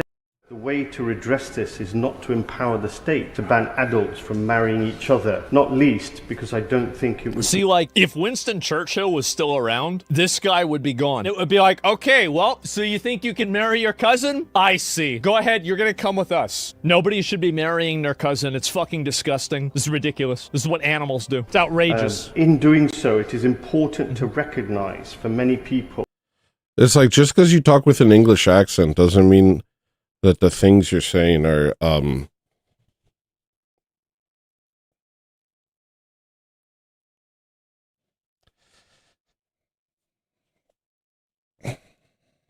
you know, dignified. I don't know. It's weird hearing somebody say we should be allowed to marry our cousins in like a sort of haughty, dignified accent. It's like, what the? It's like it's confusing. It's confusing to hear. Who's Bob? Hi, Bob. Thanks for the raid, Bob. This is a highly sensitive issue. It's not a sensitive issue for... Oh, Rob? What the heck? Did I get raided by Rob? Buddy, if it's a sensitive issue for you, you should be deported immediately. Talking about marrying your cousin? The fuck is this? And in discussing it, we should try to step into the shoes of those who perhaps are not from the same culture. I've done that before. They were doing a Alex. I went to a council meeting in Alaska. They were making it so the women's shelters had to be they had to allow trans women. And so I went to the council and I talked my crap. There's probably a video of it somewhere. And I gave statistic about trans people and sexual deviancy. And I was like, these people are not women. And now women who are battered and looking for a safe place are now going to be locked up with some of the most demented men in the world. And I was mad, bro. And then they, after I did it, they were like, we cannot deal with this sort of hatred and this right wing. But I went off. As ours. No, I disagree. I think we should take their shoes. But I didn't do it like, what's that guy, Alex Stein? Like, I was just doing it for because I wanted to help these women. This is crazy. What are you talking about? You allow trans women in a women's shelter. I'm out of the fucking house. If your culture says marrying your cousin is okay, then your culture's wrong. To better understand why the It's practice outrageous. continues to be so widespread. An estimated Who cares why? 35 to 50% of all You know, people marry their cousin in Western culture areas, right? Do you think I support that? It's not a culturally accepted thing to marry your cousin over here. All you Look, get ready, Austin. I'm not saying you have to do it now, but there's going to be a time where we're going to knock down their idols, man. And that's what I'm looking forward to. I'm looking forward to smashing their idols. I'm looking forward to ruining them. Truly. I want to knock down their freaking statues of Ganesh and their freaking Ramadanians, their Ramadimans, their little freaking... I can't wait to see the things that they hold dear destroyed before their eyes. I can't wait. So right now, what we do is we prepare, get strong, recruit, and then we're going to make ourselves known. We're going to make ourselves known, and we're going to be undeniable. have to do is you look at, let me just pull this up. Top That's 20 gonna countries. happen. That's gonna happen. We're going to smash their idols and make them cry. And then we're going to kick them out of our country. That's what's going to happen. High rate of inbreeding. See how many of them are Western countries? 0%. Check Alabama. Alabama, that's a meme. That's a meme. Yeah, sure, there's rednecks that inbreed, but like everybody knows that they're retarded and nobody takes them seriously. Downplay this or say that, oh, well, we do. Yeah, that's another sort of like trope that they that the anti-whites invented. The actual incest things in America, I think the highest level of incest is actually Black Americans, and also the report rate is extremely low for them. So, I don't know. It's kind of weird when you find out that everything they ever said about you is a lie, you know? But get used to it. Get used to it. Get used to it. Guess what, nigga? You're the good guy. Get used to it, baby. You're actually the good guy. You're the good guy, and they're liars. Crazy, huh? I remember, this is why I like iHypocrite, you know, and I hope to one day get on his show, but I remember back in 2018, maybe early 2018, he did a video. I forget who it was, either, I don't know, maybe SPLC, maybe ADL, maybe FBI crime, I don't know, but there was this report on on right-wing extremism. And it had a huge list, and most people wouldn't even think about it. And he spent, I don't even know how long, going through the list of right-wing extremists, and half of them were Black, some of them were Mexican, but that's not how it was portrayed. It was portrayed like there's a bunch of white people doing all sorts of terror attacks. It was used to sort of galvanize the left into thinking they were under attack, and in turn they attacked us. And yeah, all they do is lie about us. That's all they do. They say we're a bunch of inbred rednecks. They say we're a bunch of, you know, well, some of it's true now, but like I think that's all you need to know about someone. It's like I said, if you want to make a wise man angry, tell him a lie. If you want to make a fool angry, tell him the truth. It's kind of like that. It's like, if you want to know who the bad guy is, who's the one lying? Who's the one agreeing to any lie? Who's the one who's willing to lie for any reason, just to get a leg up in the world? Who's that? That's the bad guy. The people who are mad at me, the people who attack me, they attack me because I tell the truth. What does that say about them? What does that say about them if the guy who says the truth is the one that makes you mad?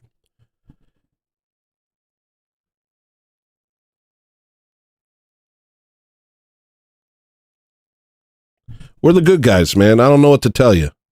Do it too. No, we don't. And for good reason. Saharan African populations either prefer or accept cousin marriages, and it is extremely common in the Middle East and in South Asia. The reason the practice is so common is that ordinary people see family intermarriage overall as something that is very positive, something that helps build family bonds and helps put families on a more secure financial foothold. Well, that's retarded. If you think that's a good idea, you're a retard. You need to get deported. Well, it actually makes you retarded. So that's a good point, Asmongold. It actually makes retards. I would therefore urge the House to vote against this motion and to find a more positive approach. Instead of stigmatizing those who are in cousin marriages or No, they're trying. See, this is the kind of thing. Like, I'm actually glad that they're pushing for this because I think that this is kind of a red line for a lot of Americans and also like Westerners, where people realize, wait a minute, maybe being tolerant to inbreeding is a bad idea. Maybe that's a bad idea. We should absolutely stigmatize this. Anybody doing this should be locked up. It's sick. I don't know why. It's so crazy. It's like the most. I mean, I love Asmongold, but it's like these are the most obvious conclusions.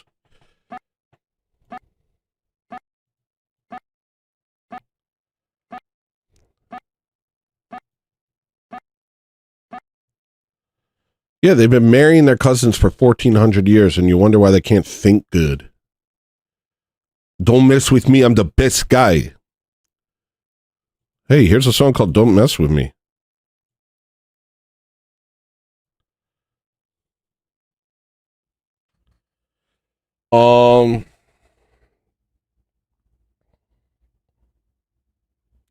Yo, these notes are all mixed up today.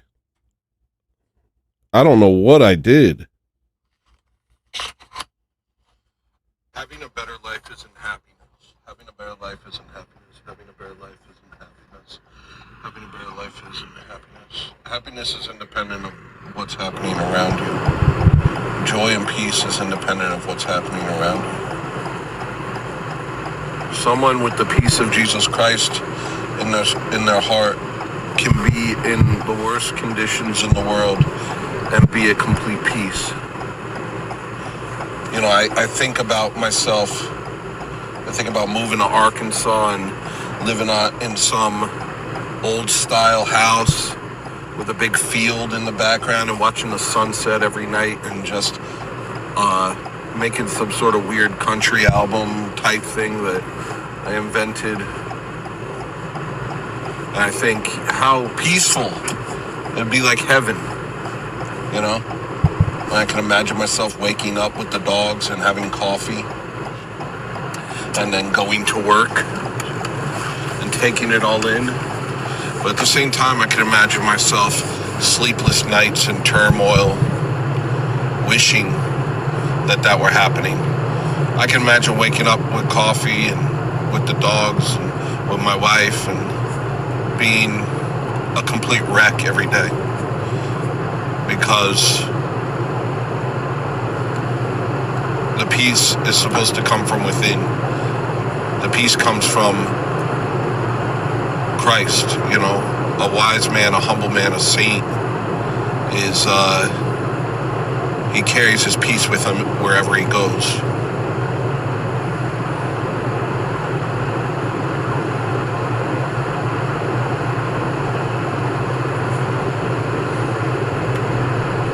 And you can't get if you're in turmoil internally,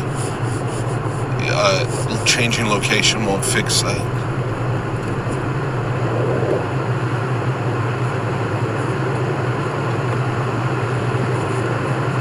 You'll sit outside in a lawn chair and go to watch the sunset. And like insects, the thoughts will immediately creep in and overtake you. And you realize you're the same person no matter where you are.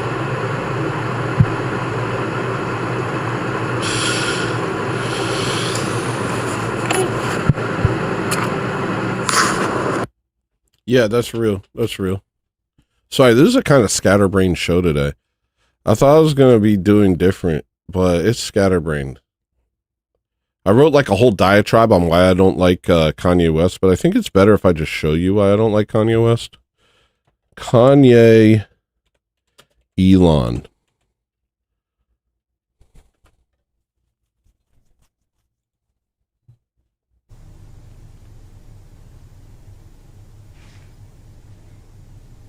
You know, I feel like this is kind of appropriate. Oh yeah, sure, absolutely. I think that's fair to say. Yes, because we talk about real issues, and we put a twist of humor on it, so people Is this can swallow real? the pill. Yeah. Is this real? This ain't real, is it?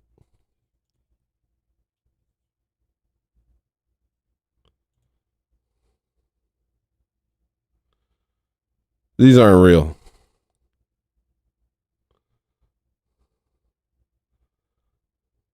I can't get mad on something that ain't real. Never mind. I mean, I could. I actually did. Which is why I wrote the note. And now I'm glad I didn't read it. Let me show you something else. Kanye Chappelle. Let me show you this.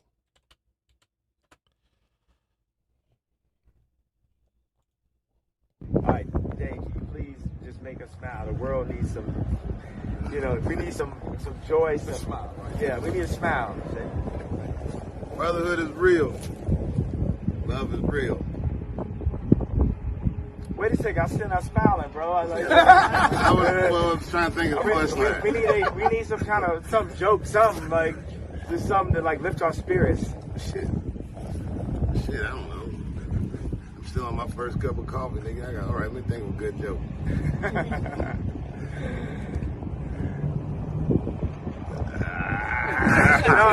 Dave, we need you. Don't stop recording, Tony. Keep giving it up. We need you, brother. We need you. But nah, get this picture. Forget it. Forget it. You wouldn't understand.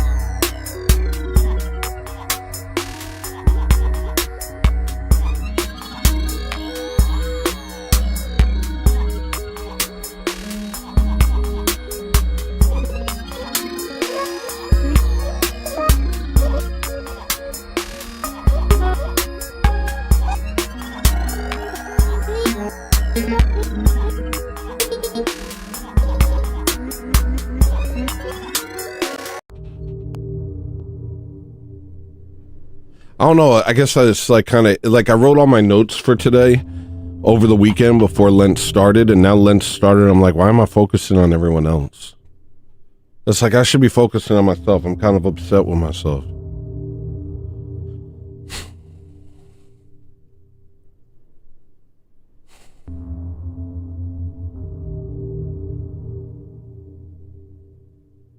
You know, there's going to be plenty of time for us to focus on how evil everyone around us is, but I don't know. I think now's the time where we focus on how evil we are.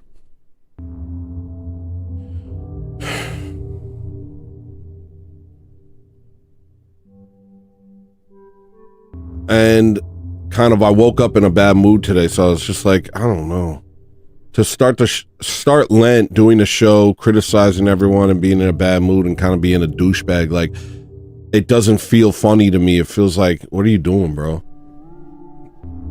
I don't want to do that, and I'm sorry. I'm sorry for doing that. And I feel like I got to figure out a different direction to take things right now, because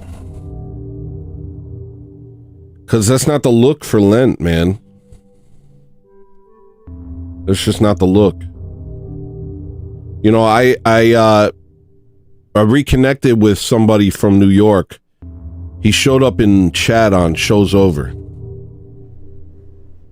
And it's a black guy. Close friend of mine from New York. And he showed up in chat, and in my head I was like, this is going to be awkward. And, you know, he's bringing up like inside jokes and stuff, and it was like nice. I was happy to see him.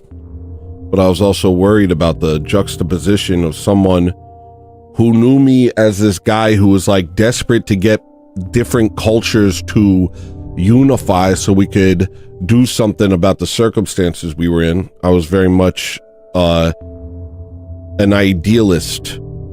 I am still an idealist, but I'm an idealist who understands the nature of the situation, the Kalergi plan and whatnot, you know. So $5. Don't focus on how evil you are. I don't really believe in like cultural unity. I don't believe in multiculturalism. I'm against multiculturalism wholeheartedly, wholesale against it. And I'm pretty racist. And I'm not apologizing for being racist, you know?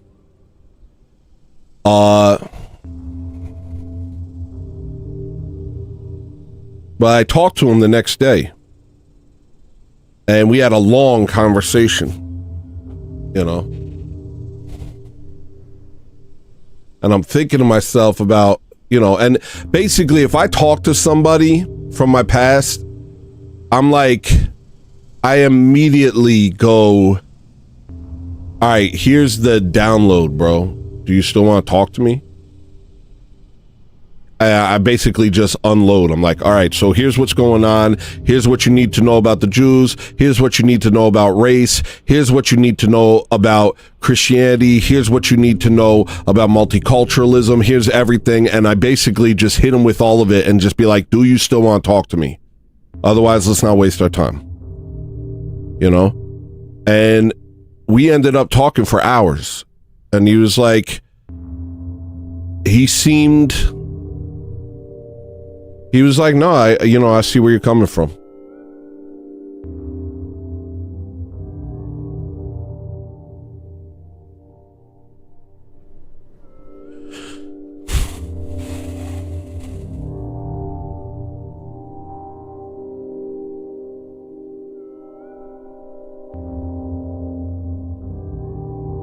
I said it to him, in New York, people respected me because of my intelligence, you know? Now, would you assume that if I change how I think about things, and all of a sudden I'm saying something radically different from what you heard me say before, would you think that I suddenly became unintelligent, or would you think that maybe I was saying something worth hearing? And he was just like, no, I see where you're coming from, and you know, I think you might have some good points. And so that was Saturday.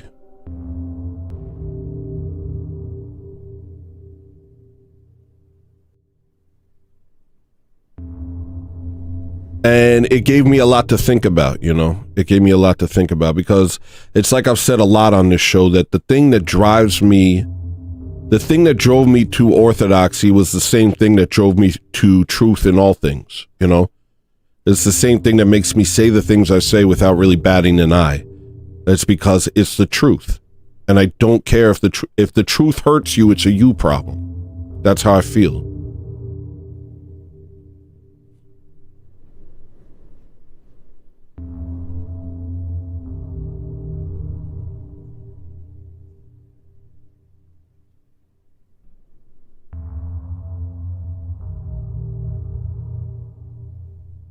But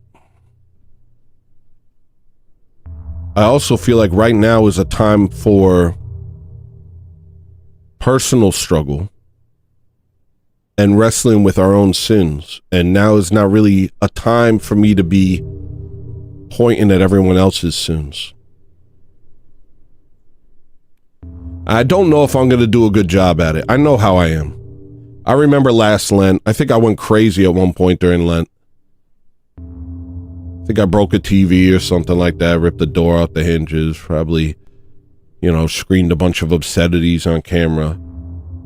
And so I almost feel like I'm approaching this Lent knowing that I'm going to F it up, and that's not great. But it's just like I know how I am. I know how weak I am when it comes to demonic attacks. I'm weak.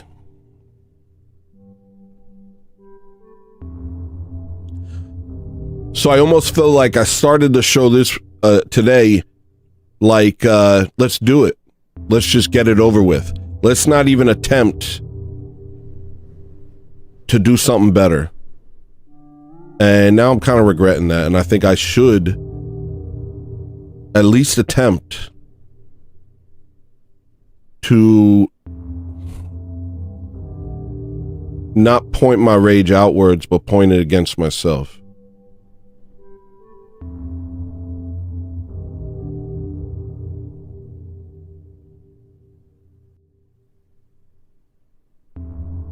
There's going to be plenty of time for war. There's going to be plenty of time to point out, you know, the things that need to be pointed out.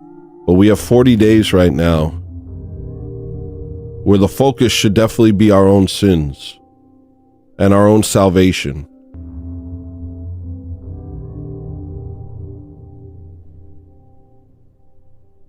And so thinking about that, I'm like, okay, so what am I going to do during this time? Am I just going to be autobiographical? Because also this past week I've been thinking about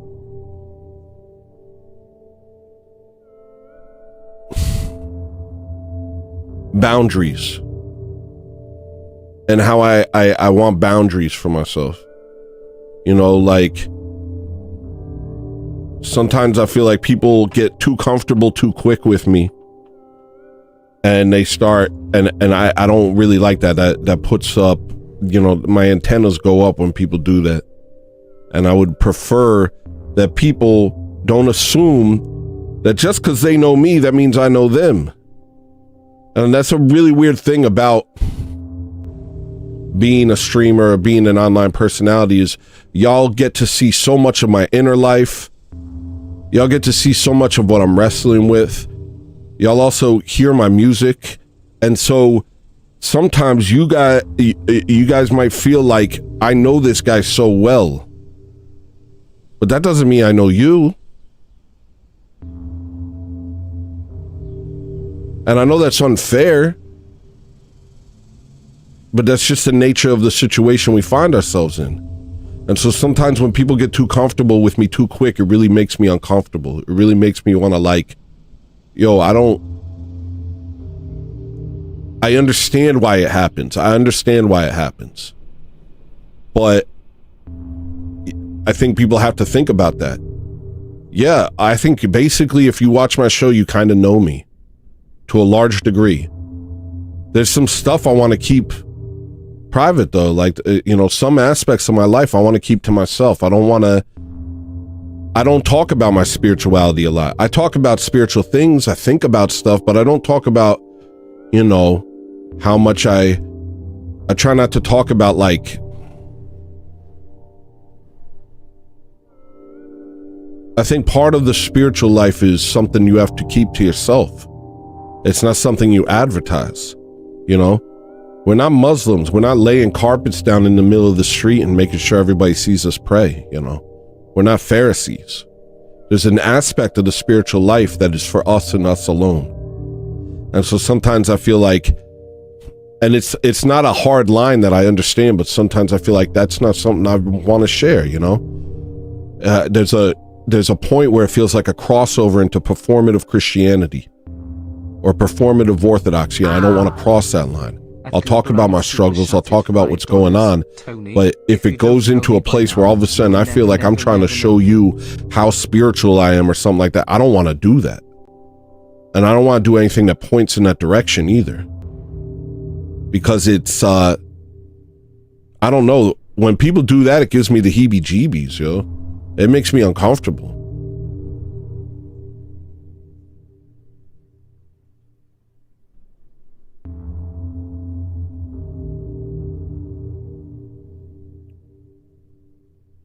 You know, maybe one of the things that I have to offer is honesty about the struggle. You know, like maybe that has something to do with it. You know, I don't really hide my struggle at all.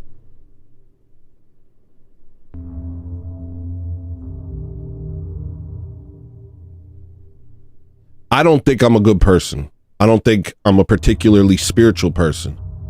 I don't think I'm a good example of an Orthodox Christian. I've talked to my priest about this, and he says maybe that's the thing about you, is like you're struggling in front of people, and so they don't feel like weighed down by someone who's holier than them, which I most definitely am not.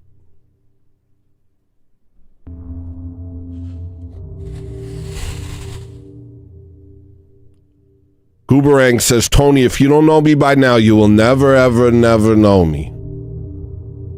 If you don't know me by now, you will never, ever, ever know me. Ooh.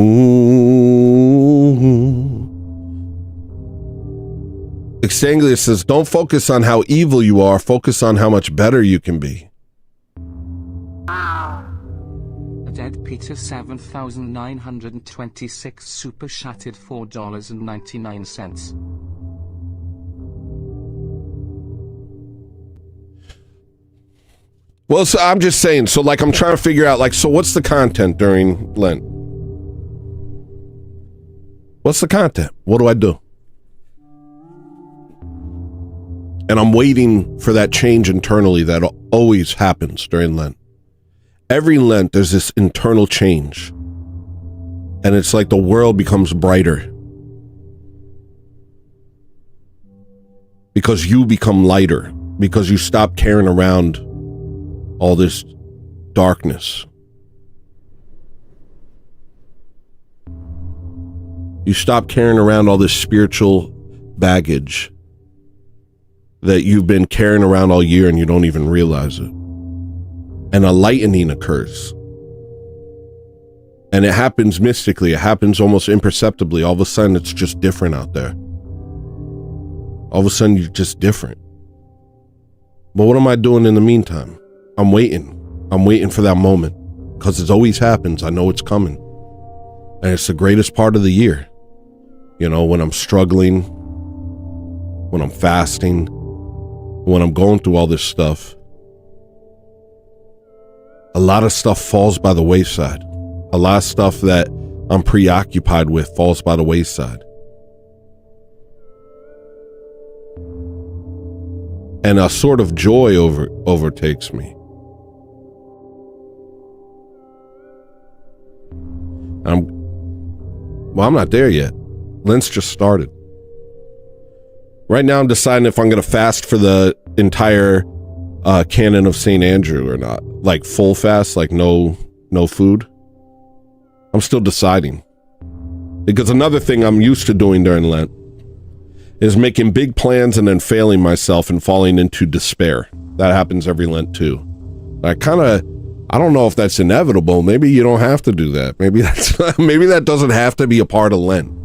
Is you're like, I'm not going to do this. I'm not going to do this. I'm not going to do this. I'm not going to do this. And then you do it. And then you're like, I hate myself. And you start to just kind of give up on everything. And then you have your restorative thing. And maybe you don't have to do that. Maybe you can, maybe your battles can change. Maybe it doesn't have to be the same battle every single year. So one of the things I'm trying to do is not overburden myself during Lent. I think we have a tendency to do that. We have a tendency to overburden ourselves during Lent. I'm going to do everything perfect this year. And it's like, maybe there's a bit of pre-lest in that. Maybe there's a bit of spiritual pride in that. Where you're like, what the church assigns for me is not enough. I have to do more. But you can't even do what the church assigns for you. Go ahead. Go to every service this Lent. Go ahead. See if you can. See if you can make every single service.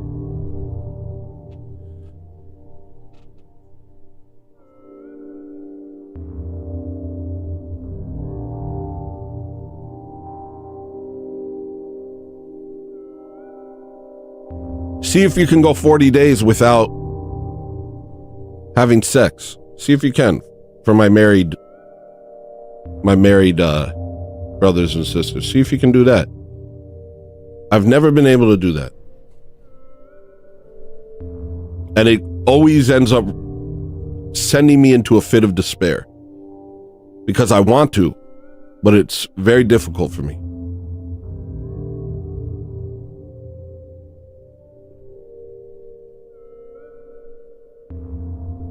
That's every fast.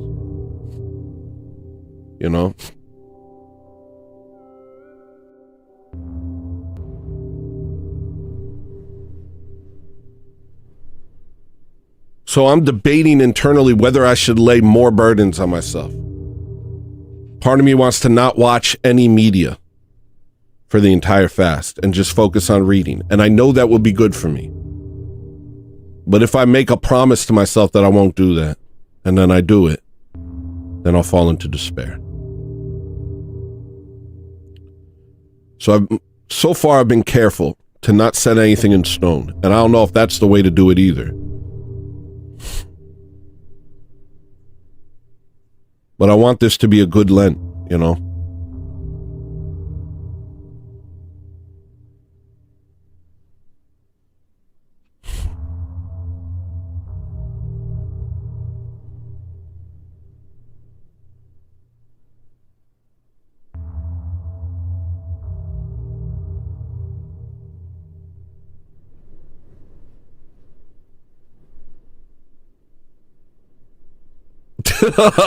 What the hell, Rip?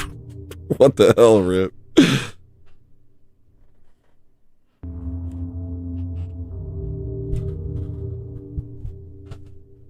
Yeah, I respect that, man.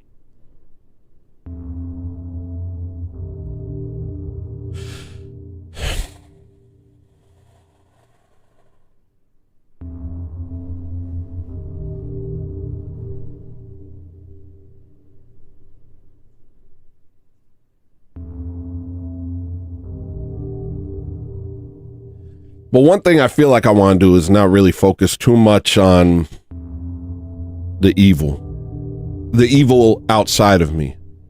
I'd like to focus more on the evil within me. Because that's the only one I have to account for.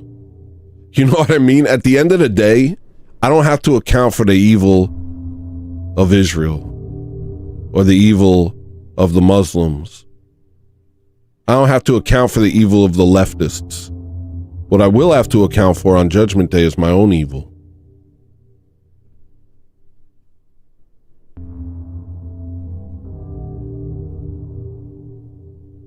Did you sufficiently criticize the Muslims? I don't think that's one of the questions. Maybe it is. I don't know.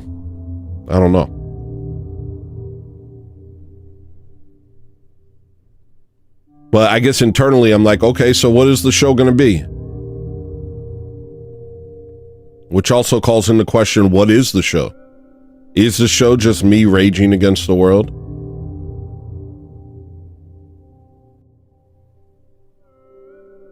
I don't think so. I think there's more to it than that. And I think maybe I'd like to explore that more. I'd like to maybe focus more on creativity. And maybe make jokes that aren't so racist all the time, maybe.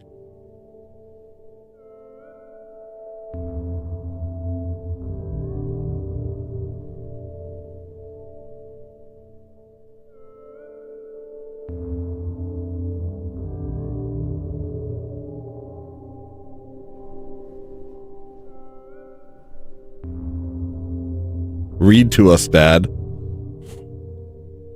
Well, it's Bed and a Bomb. He said, I don't know if the sex thing is a part of it. Well, I was talking about giving myself extra burdens. Look, allowances occur for each individual. That's between you and your spiritual father. That's between you and your spiritual father. I'm just talking about my personal struggle.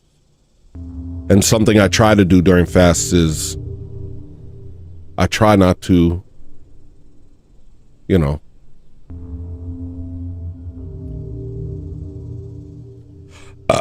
do that thing, you know? And it's something that I've been advised on. It's not for everyone.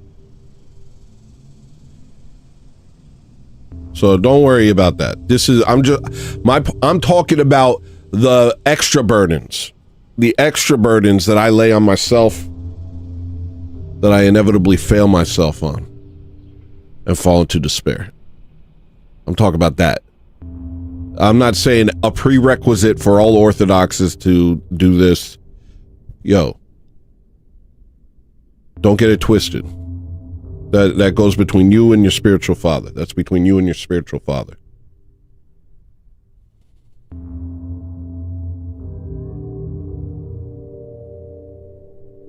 I'm debating whether I'm going to eat fish during the fast, because in Alaska, we have an allowance for fish. And that is an Alaska-wide, what's it called? What's the word? Maria? Dispensation. Thank you. Now, a lot of times, they'll be like, oh, only natives can eat fish. But I'm like, that doesn't make sense. And actually, you know, I've talked to people. I think my priest talked to the bishop and is like, no, this is an Alaska-wide dispensation. And it hasn't been ended. You know? And to say that's only for natives it's kind of crazy. It's like a racist dispensation. I don't think that's a prerequisite. It could be only for the villages, but there's some wiggle room there. And so I'm like, maybe I'll eat fish. I don't know. But that's just, you know, because when I think it was either Saint Innocent or Saint Juvenali. I think it was Saint Innocent, when he created this dispensation, he came to Alaska, and to say fast from fish was to say die. So obviously, I'd be applying it liberally. But that's something I'm debating, whether or not I should do that.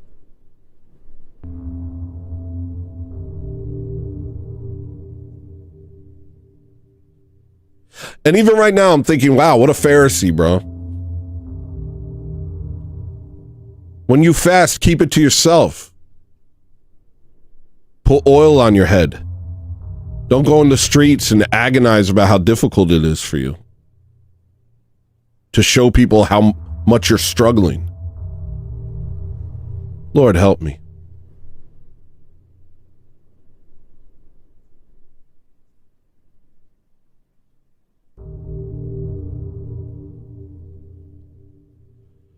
Lord, help me.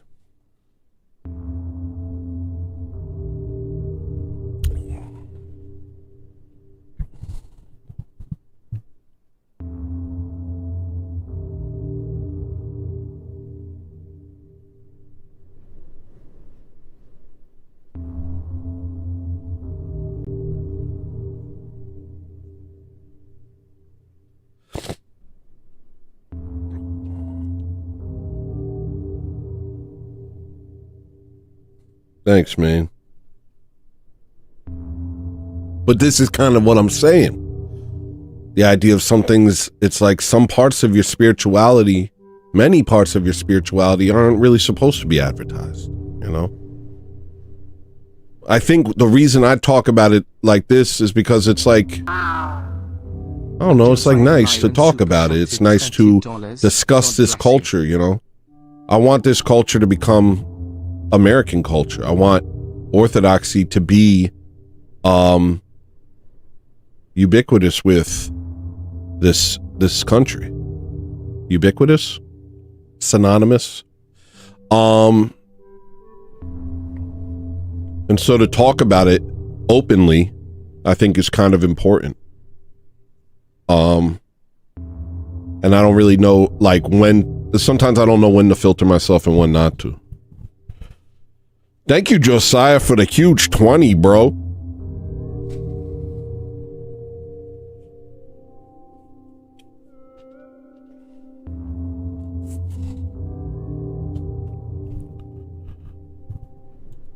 So I guess we're discovering together. I'm so hungry. Oh, gosh. Guys, I'm being so spiritual right now. Fasting so hard. How hard are you doing it? I'm doing it real hard. I'm fasting crazy. Tell me everything you ate today so we can compare notes.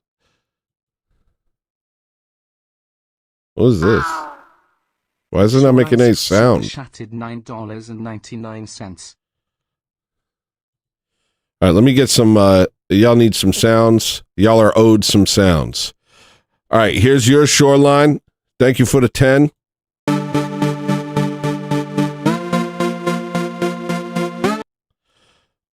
Here's your sound, Josiah.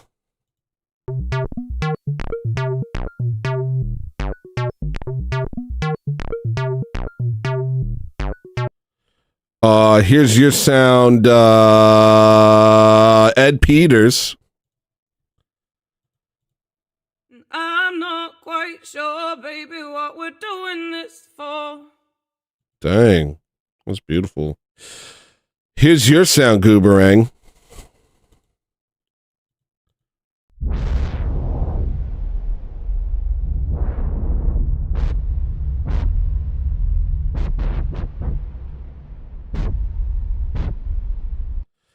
And here's your sound, Extanglia.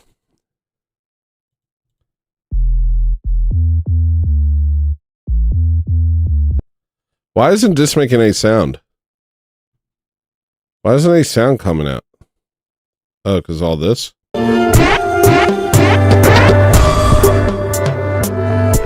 Ooh.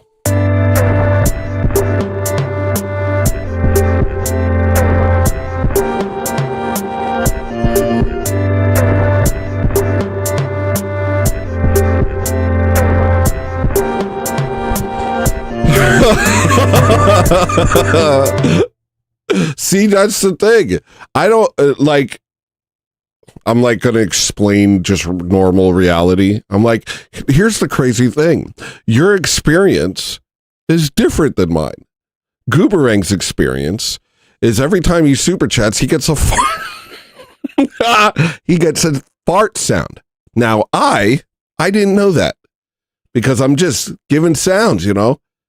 I'm not keeping track of what I give people. But Gooberang, as an individual, has been getting a lot of fart sounds. And so that is how he experiences this thing that we are enjoying together. Gooberang's experience of the hEllolisTENER show is he always gives me a fart sound. My experience is, hey, Gooberang, here's your sound.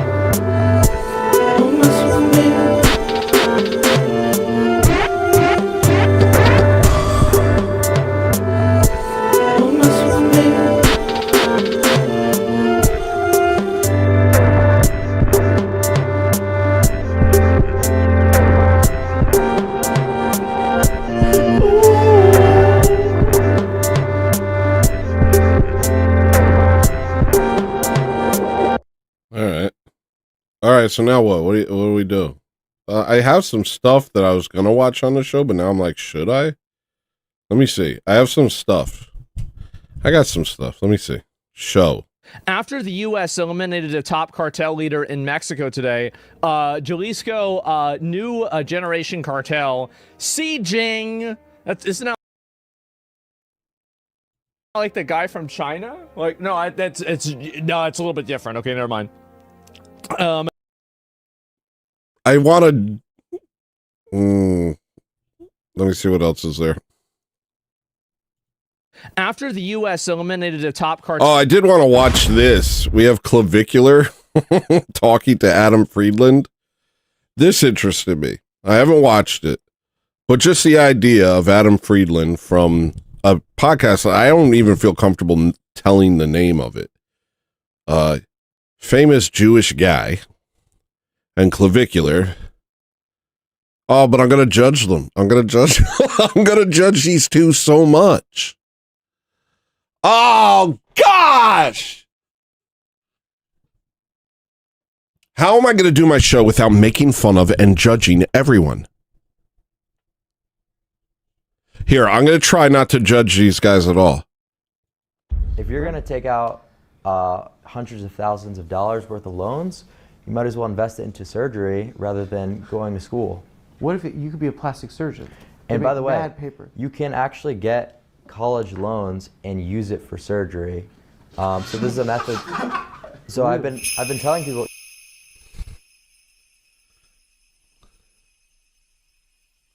You've done it, Snagglebeast. Snagglebeast tipped $3.33. Hey, what's the guy got to do to get a sound around here? You've done it. Here's your sound, buddy.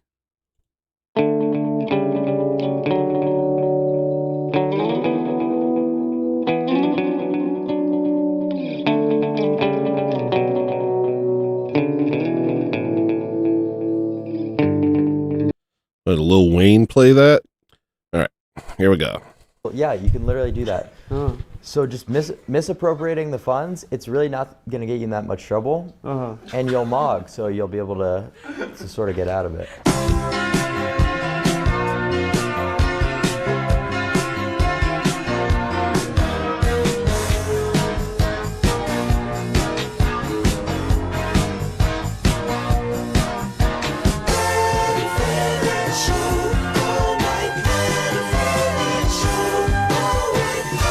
It's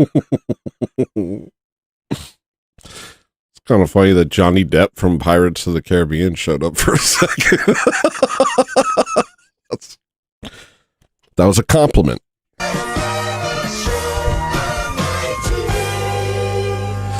Nice. Remembrance of Death.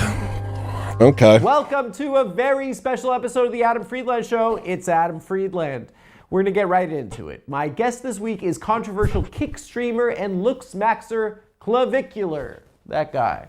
Clavicular has enjoyed quite the meteoric rise over the last 6 months, thanks in part to a series of live stream controversies that have put him on the social radar of anyone and everyone that has a social... I've enjoyed a mediocre rise.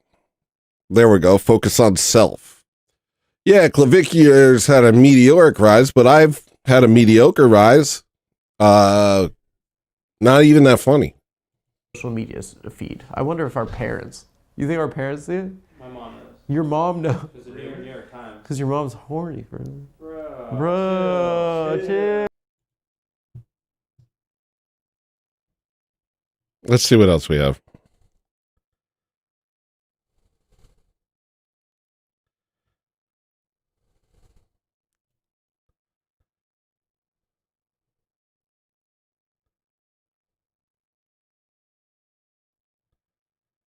Oh, gosh.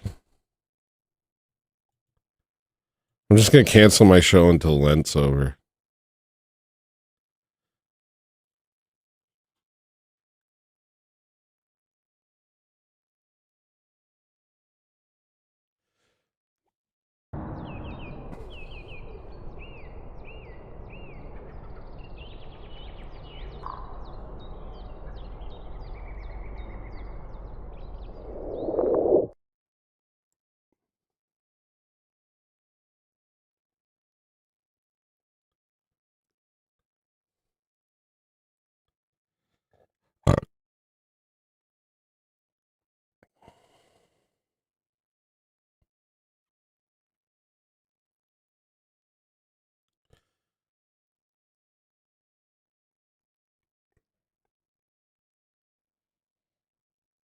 What about talking about building up the nation based through an Orthodox lens? Tony, just make your show a Bible reading stream until Lent is over. Am I the only one that sees a strong resemblance between clavicle tickler and My Little Pony? What? What the hell what was that? That was odd. What kind of a sentence was that? Am I the only one that sees a strong resemblance between clavicle tickler and My Little Pony? Yeah. You better do something different. What about talking about building up the nation based through an Orthodox lens? Well, I mean, this is the conversation I was having with Ouija on Saturday. I was like, I was explaining to him how multiculturalism is a tool used to destroy European societies, classically Christian societies, and that it doesn't actually make any sense. Like he mentioned something about the police and racism, and I was like, but there is no police racism, or if there is, it's very rare. What happened once we got the body cams was it turned out black people just do a lot of crime. And that was like a huge L. I did that a couple weeks ago. I was like, black people were saying, BLM was marching for body cams. And what the body cams reveal? The cops weren't being racist. It's just the blacks do a lot of crime. But if you're black, you don't trust white people. You're like, oh, the white people are doing this or doing that. And if you're white, you don't trust black people. There's like you don't trust them. And if you're freaking Asian, you probably don't trust, I don't know, Indians. Distrust is almost our natural disposition. That's why nations are important, is because if you have a nation full of people that don't trust each other and who don't share a worldview, you can't actually build anything. Which is why they've made it so all European nations are now multicultural hellholes. So you have a whole bunch of people that can't really connect with each other. And you don't have to use the lens of that. You can use the lens of, do you, a black person, trust white people? No, you don't. Why? You have a million reasons, but you just don't. Well, we don't trust you either. So how are you going to build? How are you going to make something good? If we have two entirely different ethnicities in the same country, both of which are constantly telling stories about each other. Ours happen to be true. We have the FBI statistics to back it up. But nonetheless, true or not, the distrust is there. And you can't build with distrust. That's the idea of nationhood. The idea of nationhood is an extended brotherhood. Classically, an extended bloodline. We're well past that point. Unless you want to kick us Italian Irish out. And if you do, you're shooting yourself in the foot. Because we're the vanguard of the Orthodox of the Orthodox revolution. I'm telling you that. Both me and Jimmy. Kick us out? You better not. I'm not going back to European Mexico.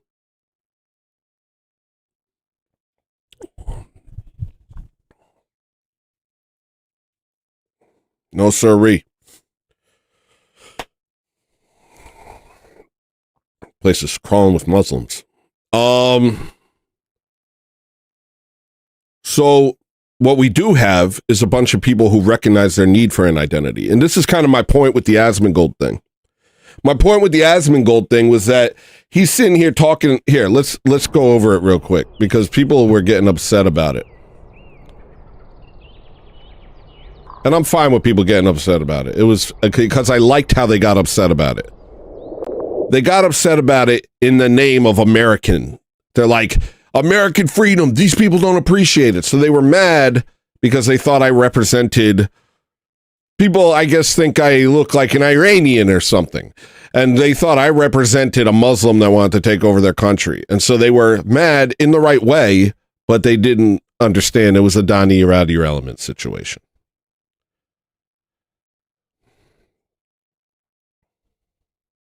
Well, let me go over it real quick.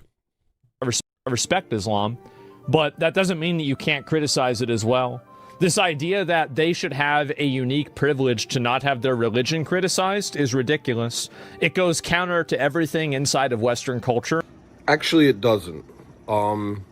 If you've been paying attention, the whole freedom of speech thing, the whole freedom to criticize and stuff like that has been directed in one direction only, and that's towards Christianity.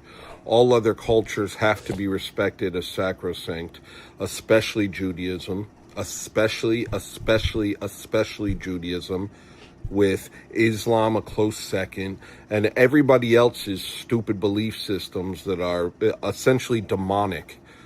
Those have to be respected. No, what's happened in the Christian countries is they've been hijacked by their enemies.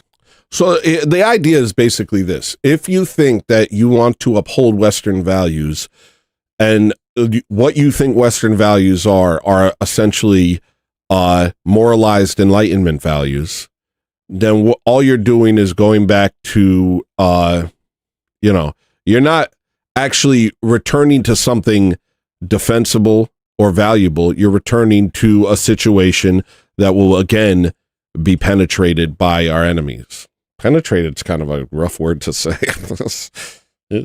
Sorry. Ugh. What the hell? Maybe it says more about me that I got so freaked out by it. Anyway. What the hell, dude? What the hell? Let's move on. Yeah, penetrate.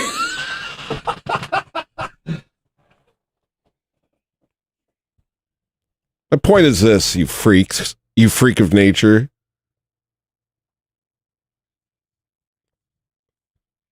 Why did I immediately turn that on me? I didn't have to do that. That sucks. I'm my own worst enemy. All right.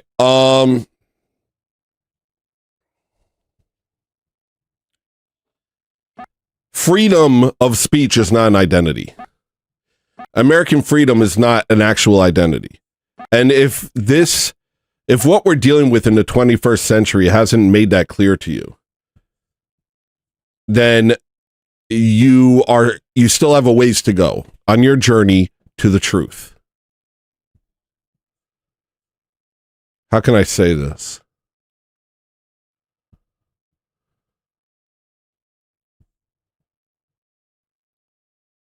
Let's see how I say it. And the only thing that's allowed to be criticized is whites, Christianity, and Western ideals. That is what gets criticized.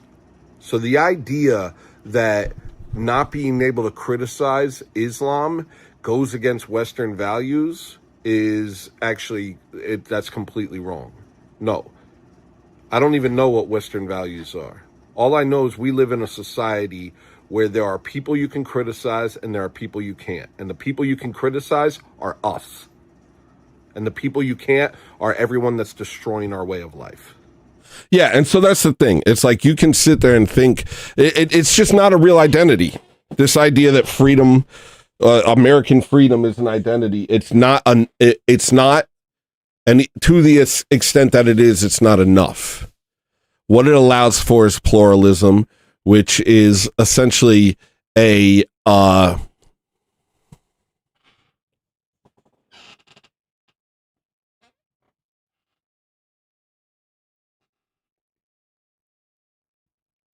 muddying of the truth.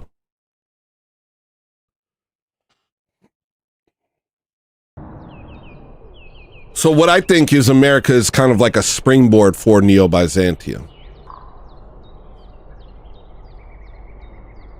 You know, we live in an amazing time where the only reason that if you don't know the truth, it's simply because you're not curious.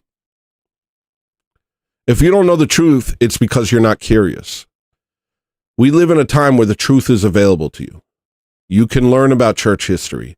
You can learn about orthodoxy. You can learn about the Crusades. You can learn about the Muslim conquest. You can learn about Canon 11 and the writings of St. John Chrysostom, the homilies of St. John Chrysostom against the Jews. You can learn everything you need to know about the 1054 schism, and about how they changed the creed and changed the structure of the church and how it was a power grab and how the dysfunction of what they called the church that happened after that gave rise to Protestantism, and how once all of a sudden everybody became their own pope, it opened the doors to all sorts of ideologies and heresies which were condemned in the first 1,000 years of the church. You can see all of it. If you want to know the truth, all you have to do is look. It's available to you. And the conclusion is orthodoxy. You'll learn about the black on white crime rate, the black on white rape rate. You'll learn about the Muslim conquest of Europe. You'll learn about how even though we spent 1,000 years trying to fight them off, now we allow them in under the guise of liberalism and freedom and pluralism. You can learn that this happened in every European country at the exact same time. A bunch of supposedly independent nations all doing the exact same thing as if they have zero independence, as if they're being controlled from organizations which are more powerful than a nation.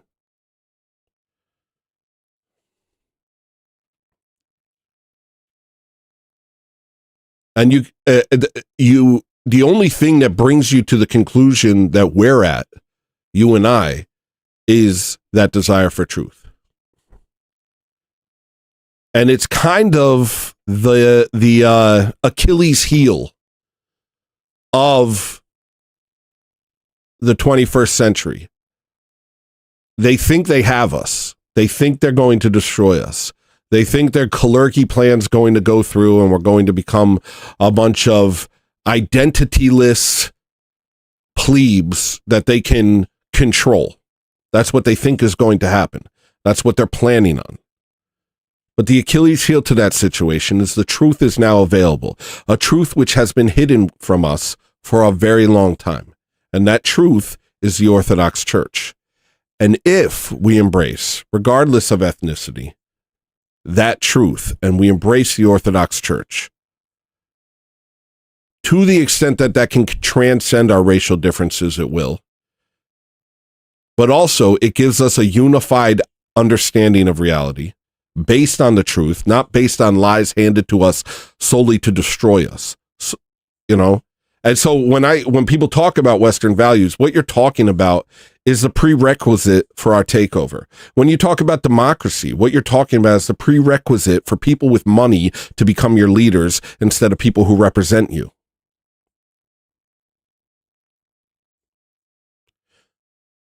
I.e. the bankers. The bankers are choosing your leaders.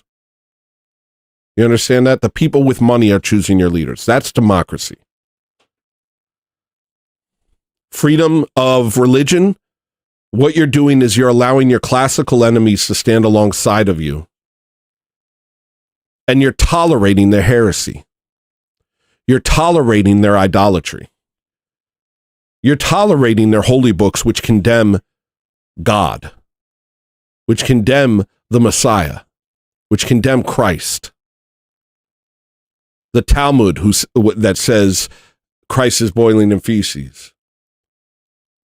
The book of a people who control the media, who control the banks, who control the porn industry, who fought to make porn legal in America.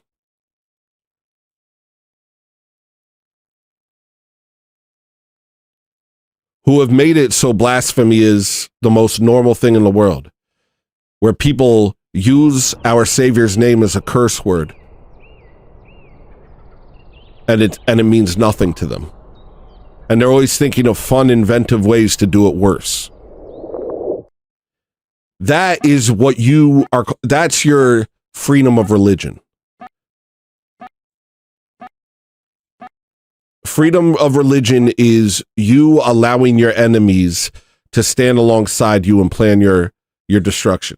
Because another thing that comes with liberal pluralism is a destruction of your identity.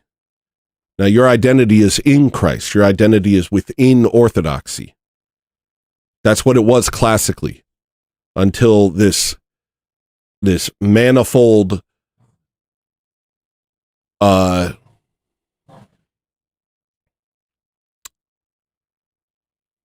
mistakes.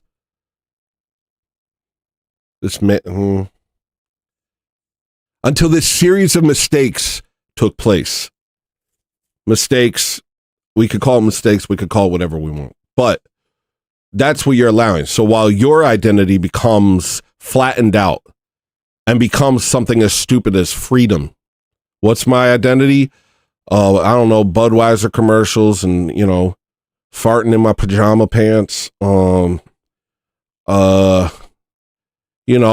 They sell Cheeto dust in a Parmesan cheese shaker now. That's lit. It's not an identity. But the people you let in with your liberal pluralism, they have an identity. It hasn't changed. It's been the same thing since their cult started. Muslims, for instance. Kill the Christian wherever you find them. Muhammad started the Crusades. He was immediately conquering Christian lands and converting them by sword to Islam. And that never stopped. The only thing that happened was we became stronger and they no longer could do it. That was it. But we have an even older enemy, those who hate Christ. They don't even call him a prophet. They hate him. And they top down allowed the Muslims back in, but not before convincing us of religious freedom and convincing us of liberal pluralism. So now these people with an identity which says destroy these people, they're infidels, are being allowed in our countries. So that is the problem with this Western identity.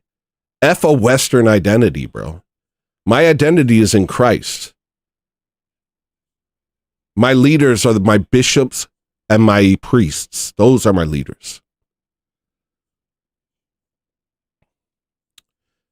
And until the inevitable happens, which is a great number of people become Orthodox, maybe the biggest conversion in the history of the world, and it's going to happen.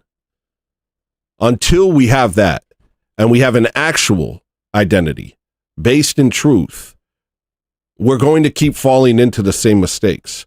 You could literally have some based president who comes in and he's like, kick out all the illegals.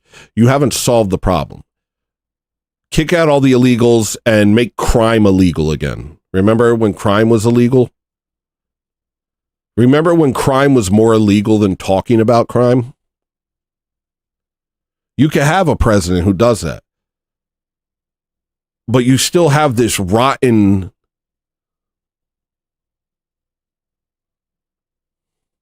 foundation which cannot sustain anything real. It has the seeds of its destruction built into the walls.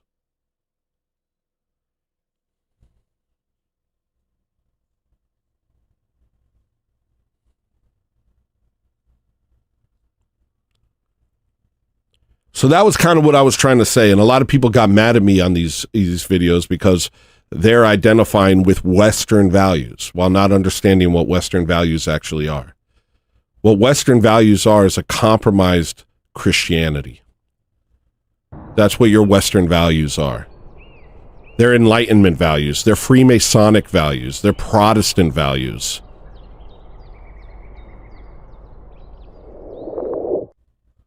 They're honestly Jewish values.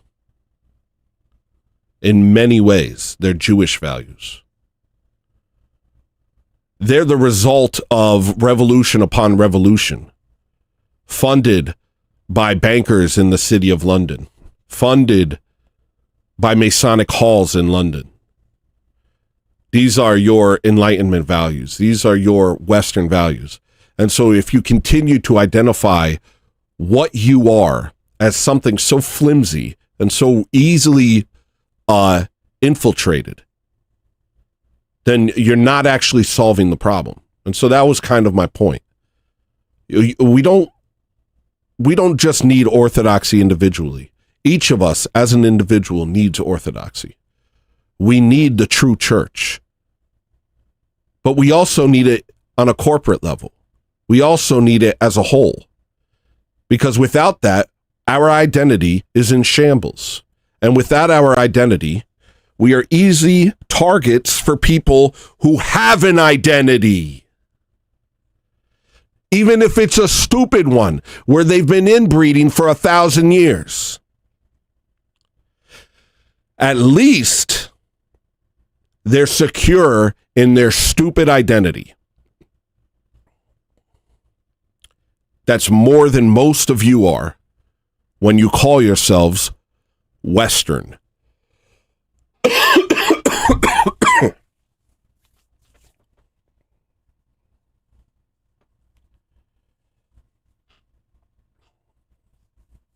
This problem goes back further than 2016.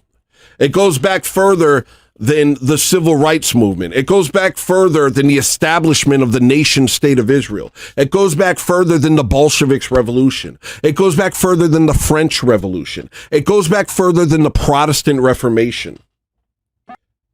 It goes all the way back to the 1054 schism, where the West delegitimized itself and no longer was able to trust the church.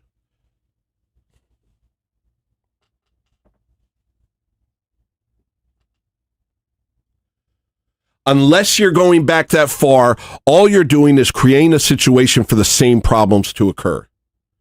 They talk about Spain kicking out all the Jews in 1492. Well, Canon 11 of the Orthodox Church says we should have no dealings with them in the first place. So a compromise must have happened in the interim.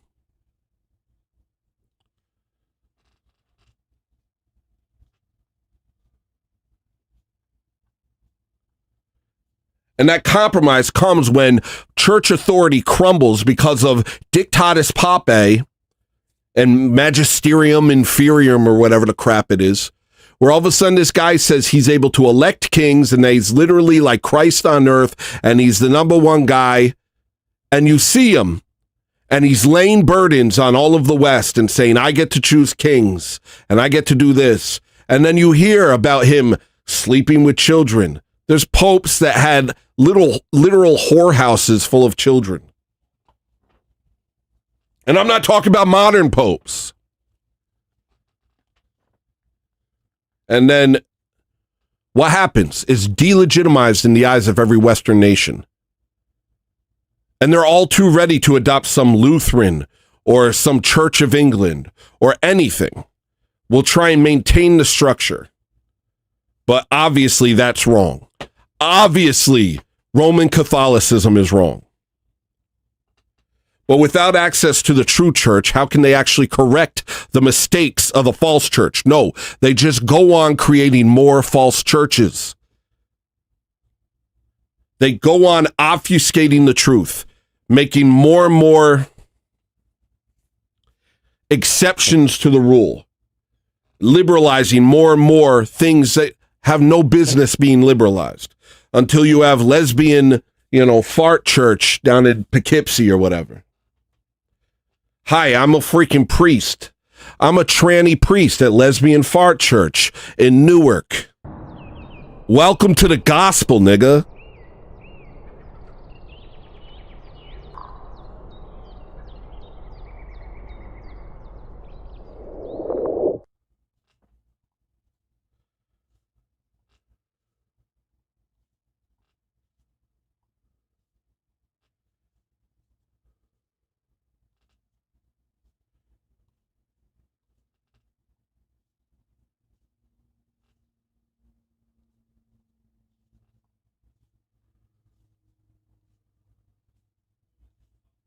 You have to go back further.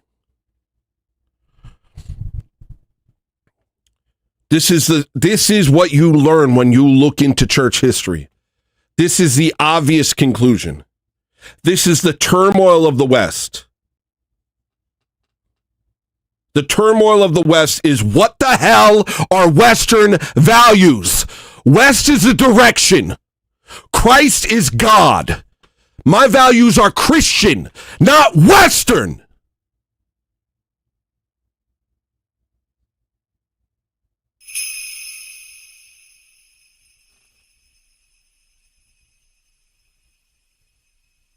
Metal Stalfos tipped $6.70. Sorry. I just got real mad. I just got real mad. I just got real mad. Oh, thank you, Metal Stalfos. Here's your sound.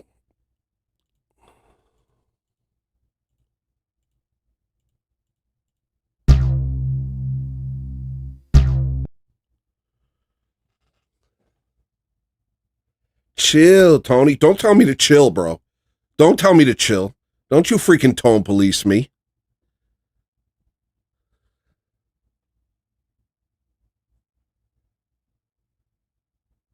You have to understand the crux of the issue here. The only way forward is orthodoxy. And any alternative to orthodoxy is just sowing the seeds for future destruction. Now, inevitably, all things collapse. There's a fallen world. And we're not meant to live for this world. We're meant to live for the next world. But that doesn't mean we idly stand by and create situations in which future compromises are inevitable. That's stupid. What, we just gonna freaking let the devil use the same game plan he's already used? Oh, they just went back to that? Well, I'll just use the thing I did there. No. Return to the Orthodox Church. Not these permutations that sink deeper and deeper into heresy and allow for our enemies to live amongst us, not just live amongst us, but control us. Control what we think, control what we say. Make it so I have a difficult time saying the truth because I have to navigate terms of services of a company and that is run by the people who hate Christ. That's crazy. That's crazy. We got literal blasphemy laws about Jews. We got blasphemy laws against black people. Don't say the N-word. That's blasphemy against black people. Don't talk about what Jews are doing to you. That's blasphemy against the Jew. Meanwhile, they blaspheme Christ endlessly in our movies, in our TV shows, to the point where we do it too. That's the only blasphemy law I'm interested in.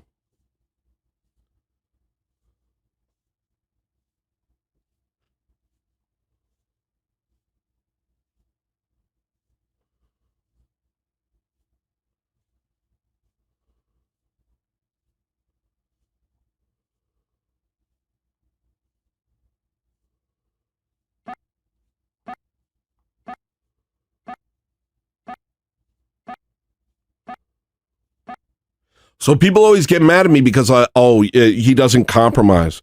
I can't tell you how much criticism I receive. Oh, you got to be more lenient with the Catholics or with the Protestants or with the, I don't know, the people who are Western, the people who, they believe in America. We got to focus on it. No to all of it. It's orthodoxy first. I'm not taking one step forward without Christ. I'm not taking one step forward without Christ. You're doomed from the onset if you do it in any other way.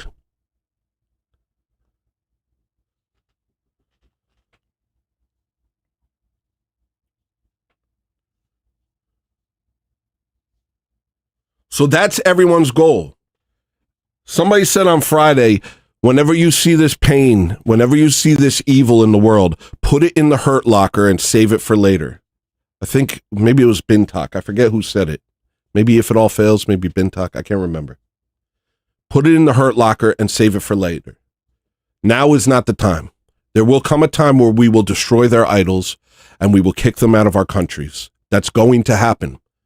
But your job right now is to speak the truth. Your job right now is to, in your own small way, turn this into an Orthodox country. With whatever gifts you've been given, use them to further the kingdom of heaven. Use them to further God's church. That's what you do. And prepare for the time that's coming. That's your job. And it's going to happen. It's going to happen in a way that people are going to, no one's ever seen anything like what's coming.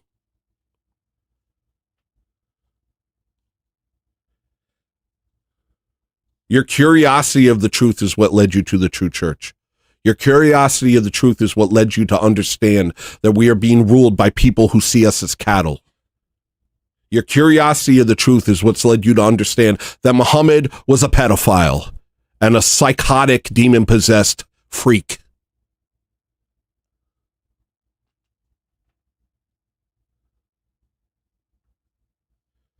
Spark that curiosity in others. Spark that need for truth in others.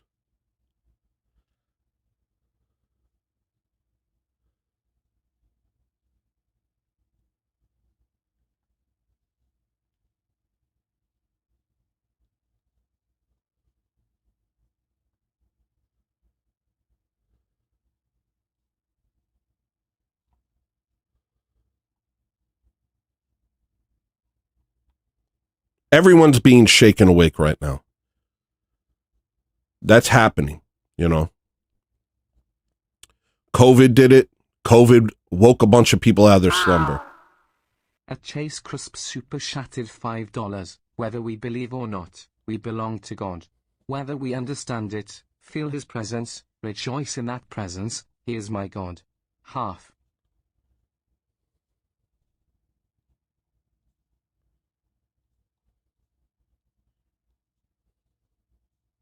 I'm waiting for the second half.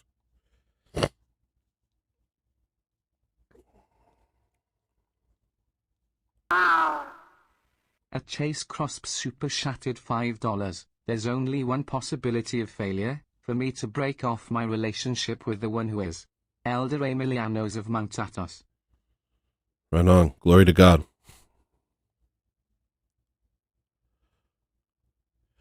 COVID woke people up. The Epstein files that's waking people up. There's a lot of things that have happened over the past couple of years that are waking people up. Now you could sit here and you could think, well, what do the Amish want us to do? What's the trick here? What's their angle? But you're wasting your time trying to get into the mind of Satan. That's a worthless endeavor. What you should do, instead of being guided by distrust and fear, you should be guided by faith that regardless of what anybody else wants, regardless of the plans of the synagogue of Satan, God is in control. Ultimately, God is in control. And you should take this opportunity where you're surrounded by a bunch of people who are starting to realize the severity of their situation, and you point them in the right direction with whatever gifts God has given you. That's my job, but that's your job too.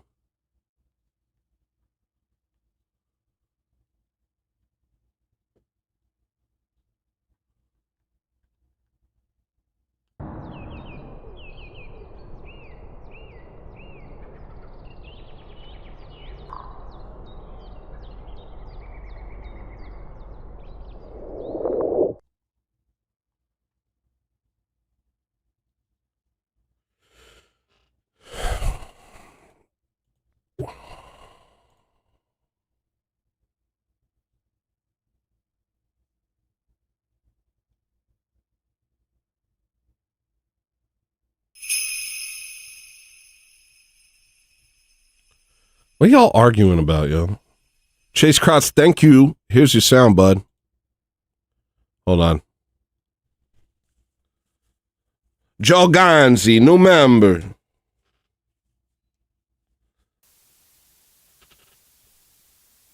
Here's your sound, Chase. Get ready for a big old sound. All right.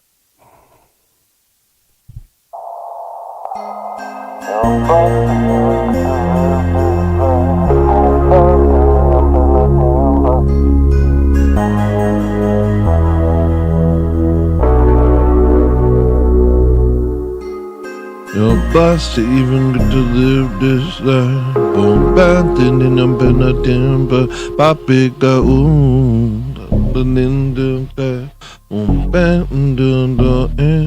got me better be another Hindenburg. You're blessed to even get to live this life. Boom, bad thing in a Benadimba, Papi got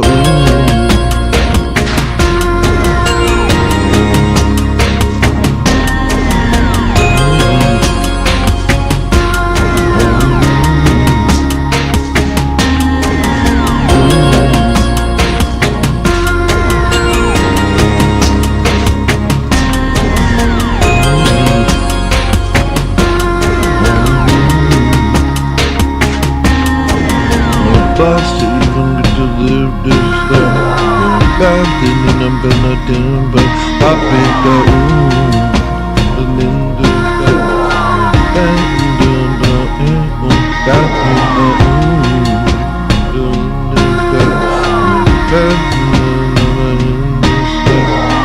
blessed to even get to live this life. Bad thing in a Benadimba.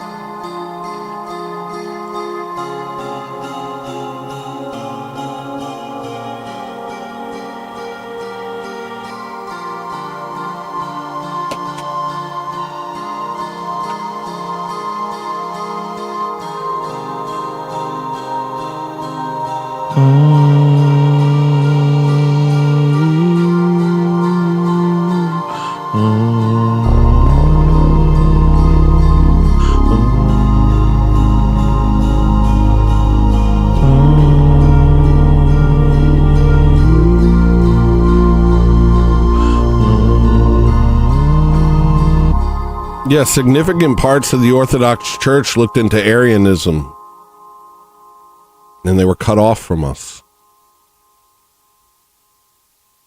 It's not, I mean, it's a tragedy and it's a shame, but the gates of hell will not prevail against the church.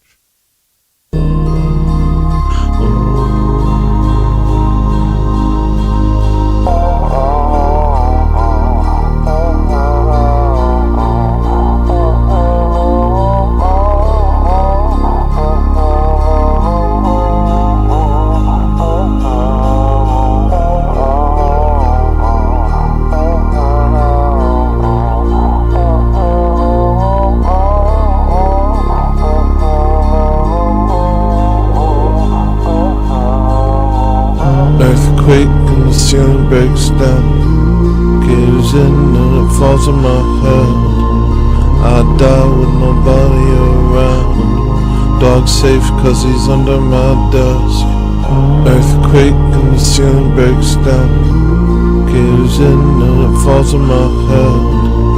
I die with nobody around. Dog safe cause he's under my desk. This song is psycho.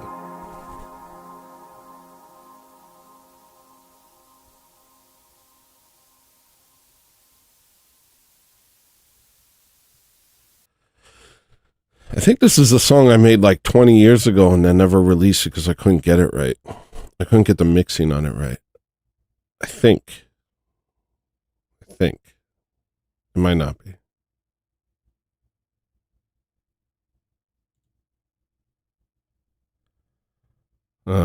Can't open it. Too many plugins missing.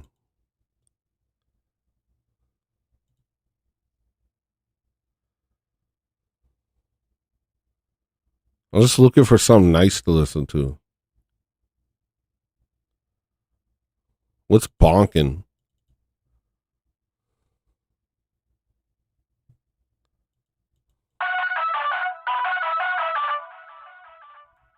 Come on, bro. You know what song I like? Is the one Maria was talking about a couple weeks ago or a week ago. What was that called, Maria?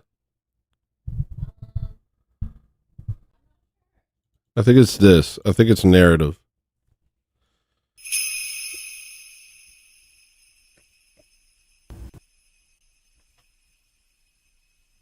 Matthew tipped $6.90. I'll be real with you. In Gladiator, he dreamed of walking through the fields, caressing the grains. I dream of going back to the battles where I have no idea what is going on in the democracy. I'm a little bit worried that's not okay. I mean, it's probably not great. I don't dream of war. I dream of Neo-Byzantium. I dream of a place filled with people who have a shared vision, who work together to make things beautiful. That's my dream. I dream of the World Trade Center being recreated and having massive icons on the sides of them. You know, I dream of a shared culture based on truth and beauty that fosters families and communities where problems don't get, what's it called? Gridlocked because of banking elites and NGOs and lobby groups that prefer a profitable evil to a solution. I dream of a nice world.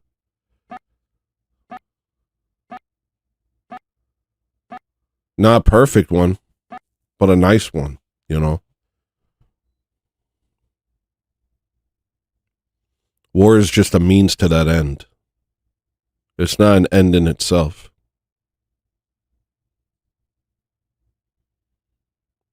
I don't want war. I just know we're going to have to fight. Yeah.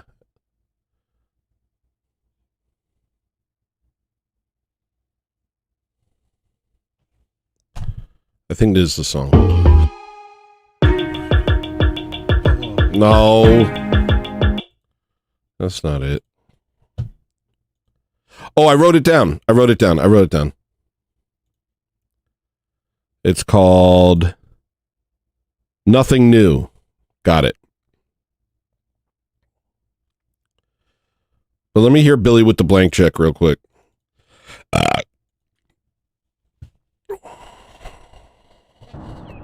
Yeah, it is a result of human error and sin. It's a result of pride and power over truth. The desire for power over the desire for truth.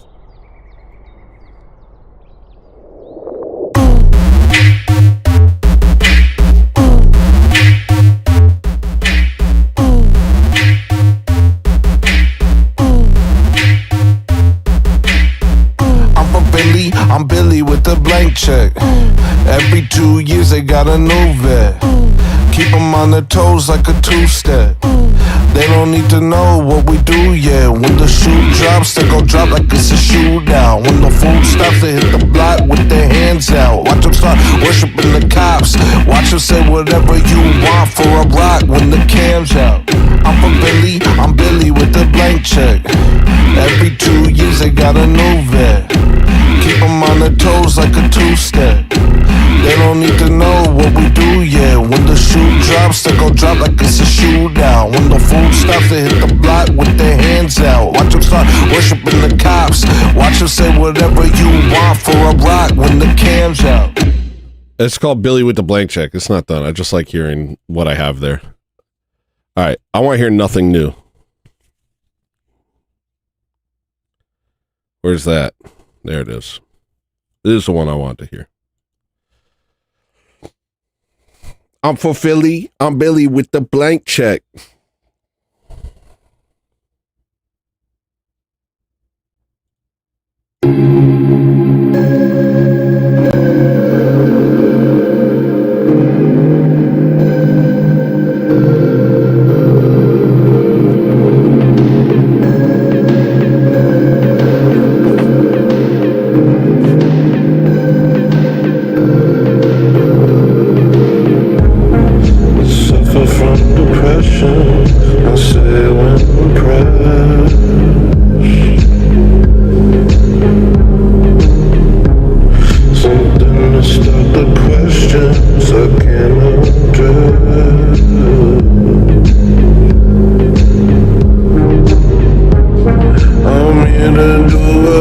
can with what I have.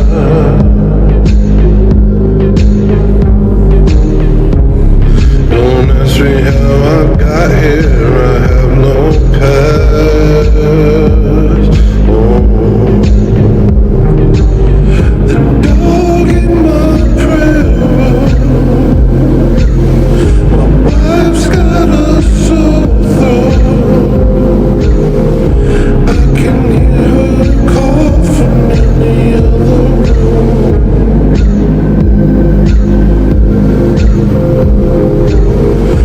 I'm trying to relax before I get back to the working line full of nothing new.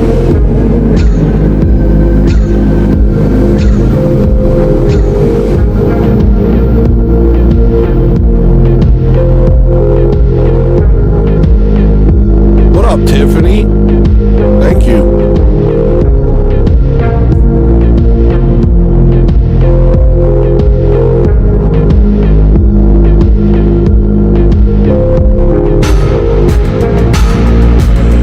The weight of visions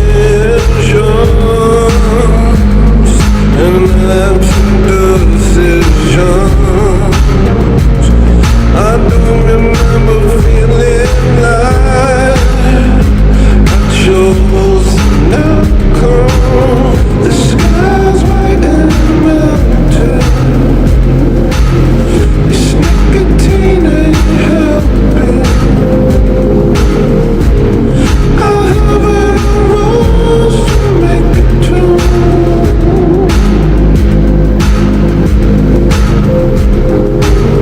I brought my projector, another Roman specter. This sucks the life out of the room.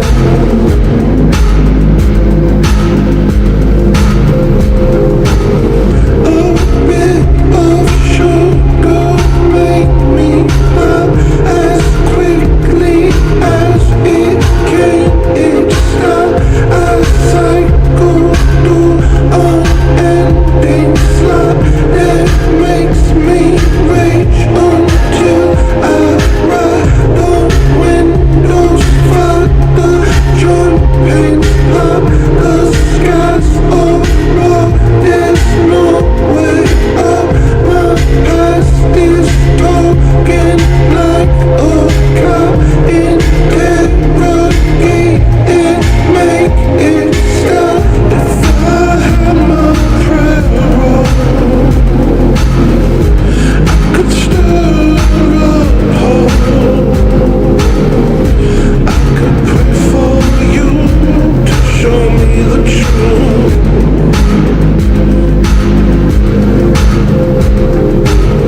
But when the light is absent, I can no longer fathom why anyone would want to continue.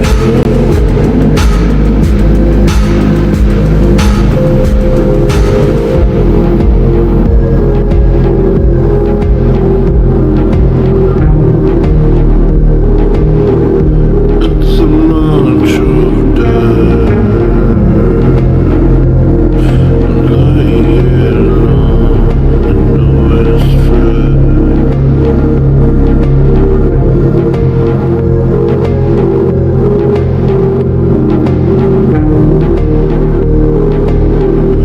It's a march of death. The fate is mine, my mind is red.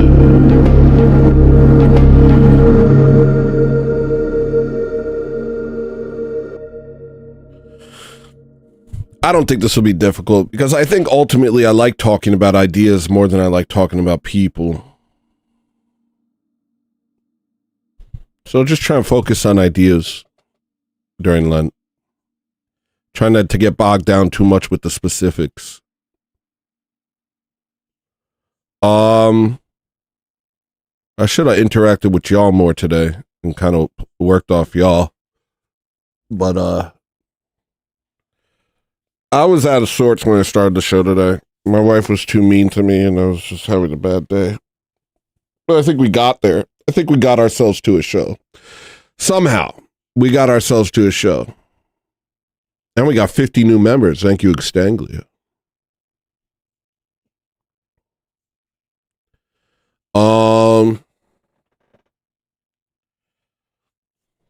I could have waited later to start my show. But I'm like, I don't know what to do with myself.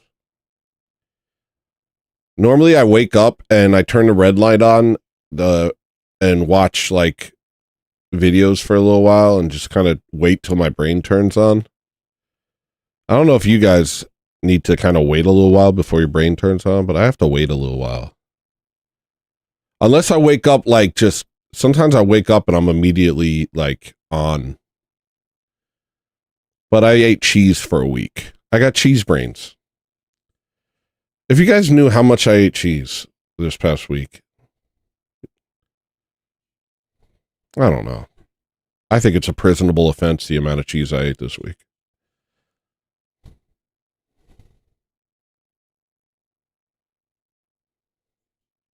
I woke up at the same time as you. That's an interesting way of saying you woke me up. That's an interesting way of saying that. He woke up. No, you woke me up.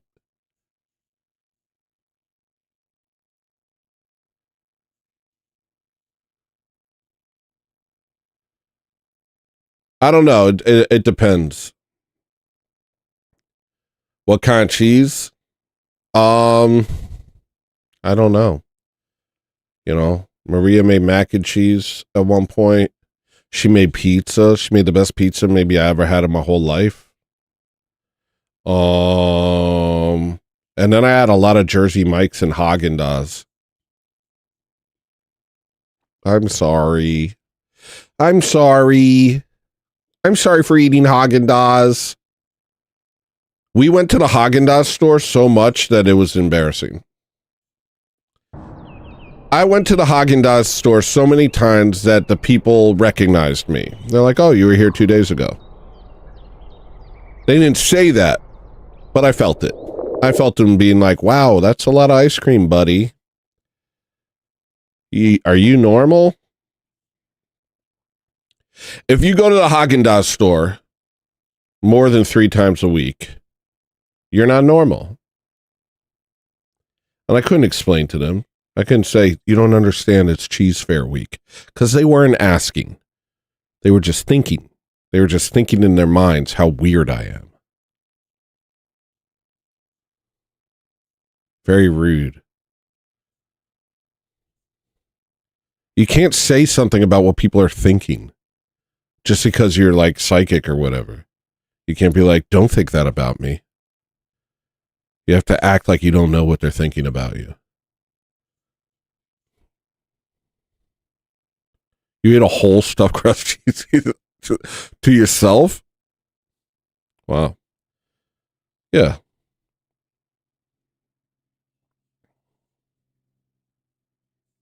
So yeah, I got cheese brains. I got dairy brains right now. Maybe dairy's good for your mind. I don't really know. Some people might be like, it actually allows for elasticity or whatever. I'm not really going to think about that sort of thing.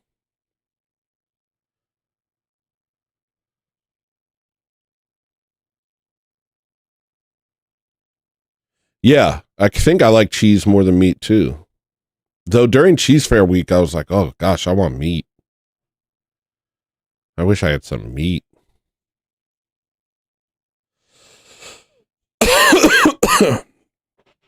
Is this where we come to confess bad eating habits? I mean, it's where I come to confess bad eating habits. You don't have to.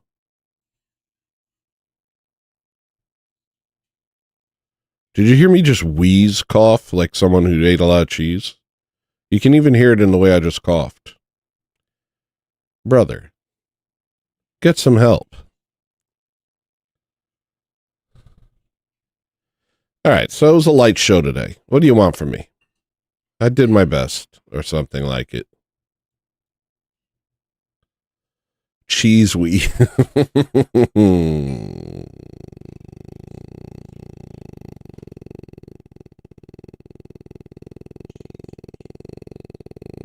I watched Talk Radio last night. Did you guys ever see that movie?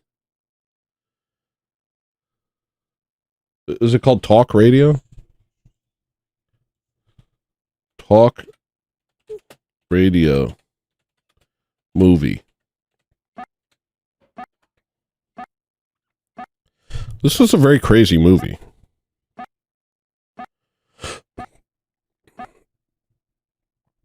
This was a crazy movie. And when it was over, I was just kind of left with like a...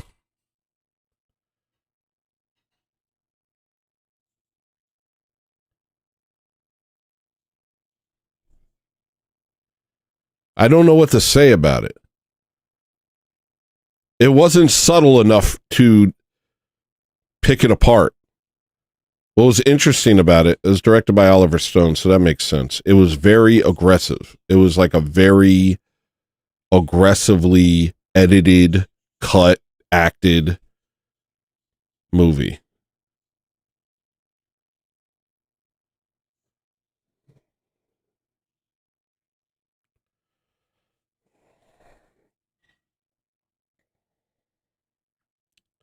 What's about this Jewish guy who runs a radio station, kind of like a Howard Stern analog. Runs a radio station in Dallas, Texas, where he just says anything. And he, says a lot of bad stuff, a lot of mean stuff, a lot of horrible stuff. But there's also like tons of people calling in to tell him that him and his people are going to be punished. It was a crazy movie. One thing he said that I'm like, I kind of was like, a little bit relate to that. He's like, the only thing I care about is not being boring.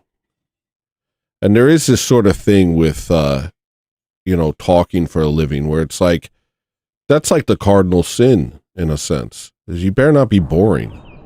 You better not be boring for even a second. You better keep it interesting. And that engine can often drive you to saying things that you otherwise wouldn't, because you're like, well, I can't say nothing, and the thing in my head is not nice. Well, I guess I'm saying the thing in my head. You don't get the luxury of, if you have nothing nice to say, don't say anything at all. That only exists in polite company. That doesn't exist when you're the guy who talks for a living.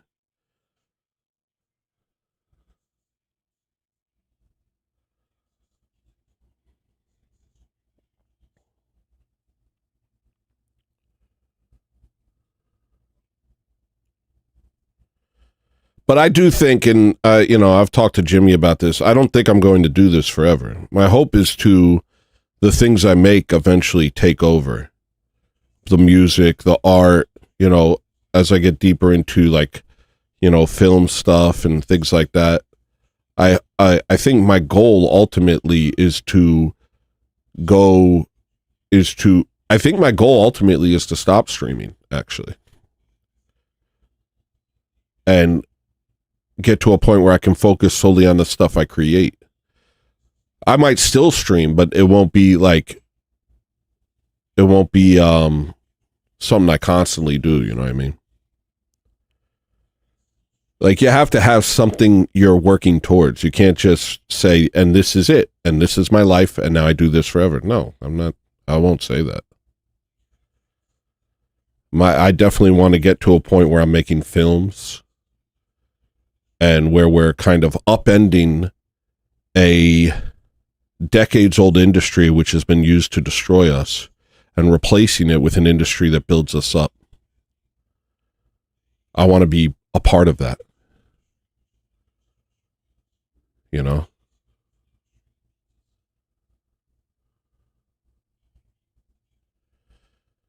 These entities only have value as long as we value them. How many things have you seen die? How many corporations and entire industries have died? They died because the people stopped valuing them. They got replaced with something better. And so ultimately the goal is to replace these things with something better.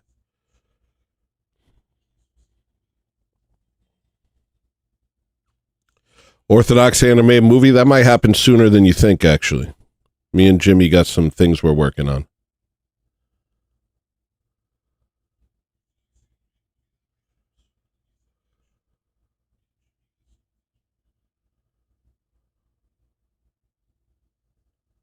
But yeah, no, I'm not content to just do this. I'm not content to just do this.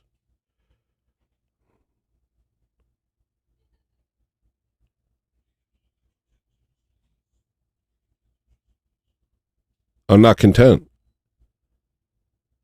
I want Neo-Byzantium. That's what I want. And so I want to do as much as I can to make that happen. I do design clothes. Hey, thanks for giving me the segue. Thanks for the segue, buddy. Guys, go to the freaking Hello Listener shop. I got some clothes. We got the Neo-Byzantium flag. Everyone should be flying one in front of their house. It's going to make people uncomfortable, but hey, we were already comfortable. Now it's your turn. Get the Neo-Byzantium hoodie. People are going to wonder, what is this guy up to? But they won't be brave enough to ask. I'll tell you that. And if they are, we got that thing on us. You can get a dang Hello Listener shirt. This is a crazy shirt. In the front, it's got Ascended Tony with blonde hair and blue eyes. And on the back, he's smiling. That's fun. We got the Don't Kill Yourself shirt. This is a high quality item. Don't Kill Yourself shirt. Go ahead and buy it. Here, let me play some music in the background while I peddle my wares. Let me play some music while I peddle my wares.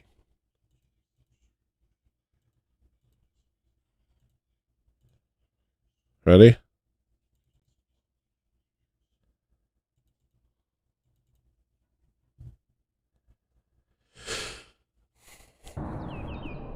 Oh, yeah, that's a good point, are we not, man? I made the first and only house shirt. No one else ever had that.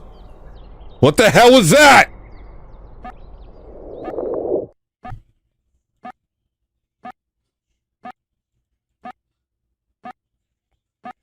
What was that?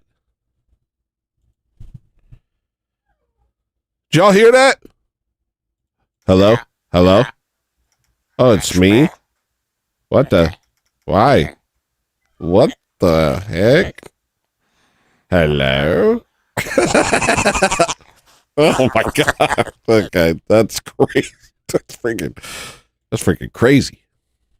All right, here we go. Guys, go to the store and buy yourself some stuff. Oh, yeah. Look, you got this. You got the house shirt. I invented the house shirt. That's an invention. It's a shirt. It's a house shirt. Look, you got windows. You got a little sky on your arms or whatever. You may say, what? I got the 12 Normal Song shirt. I got my favorite sweatshirt, which is kind of like illegible. My illegible shirt. Wow, look at that. Look at that. That's cool. I got the Convert stickers. You go there. It's my, oh my gosh, this is loud. It's my play on the Coexist stickers. I don't want to do Coexist. I don't want Coexist. I want you to convert. Look at that. That's nice. Ain't that something? Get those. You got the Amish's Code shirt. You got the Bees shirt. And this ain't all. There's more shirts. There's more hoodies. There's more everything. What's down here? What's going on? What's going on? You got some drawings. Nice. Nice. You got a hoodie that, like, it's nice. If a guy wears it, I won't judge them.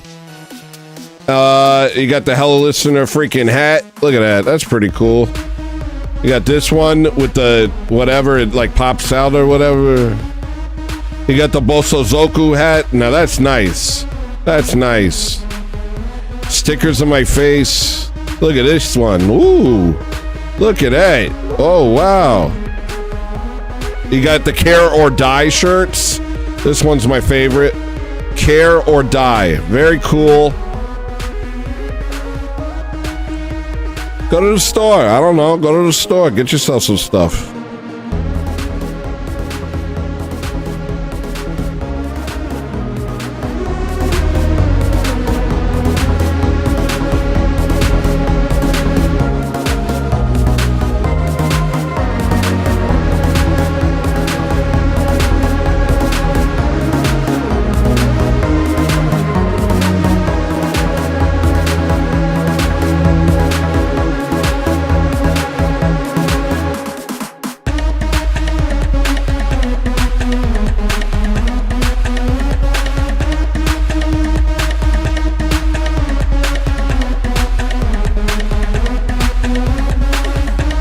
Yeah, I'm actually getting the Neo-Byzantium stuff. I'm not going to wear my own merch, but the Neo-Byzantium stuff, that's not even like my merch, you know. That's merch for the future. This is our flag. If you wear this, it's cool. If you wear this, it's cool. You know, I'm getting a hoodie. I got a hoodie coming, a Neo-Byzantium hoodie. Very excited to wear it. I don't buy the stuff with my own face on it. I don't know. That doesn't really seem like my thing. I don't like, it's kind of just an unspoken rule in the music thing that you don't really wear your own merch. Some people do, though, but not me. Not me.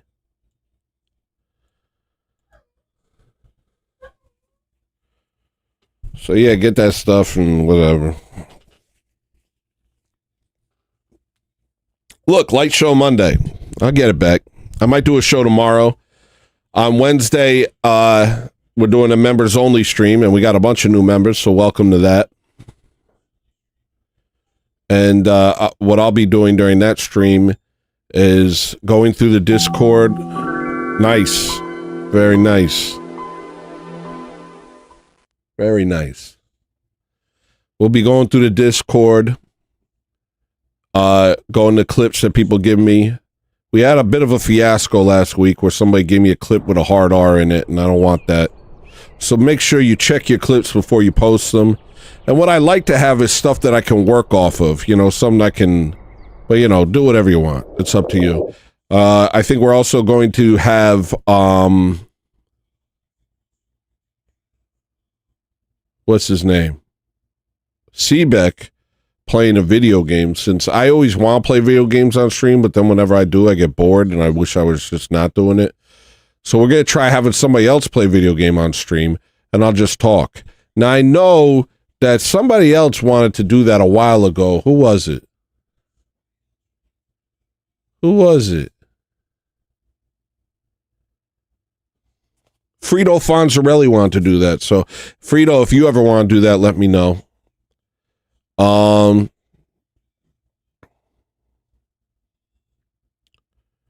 And yeah, maybe I'll piece something together for tomorrow.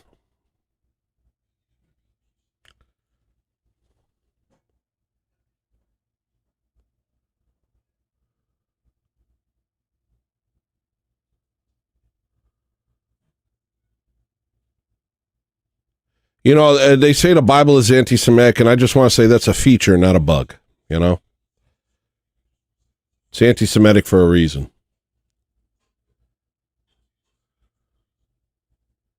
And it's a strange time we live in where we have to justify to our own people why we're Christians. So, I don't know. Something to think about, I guess.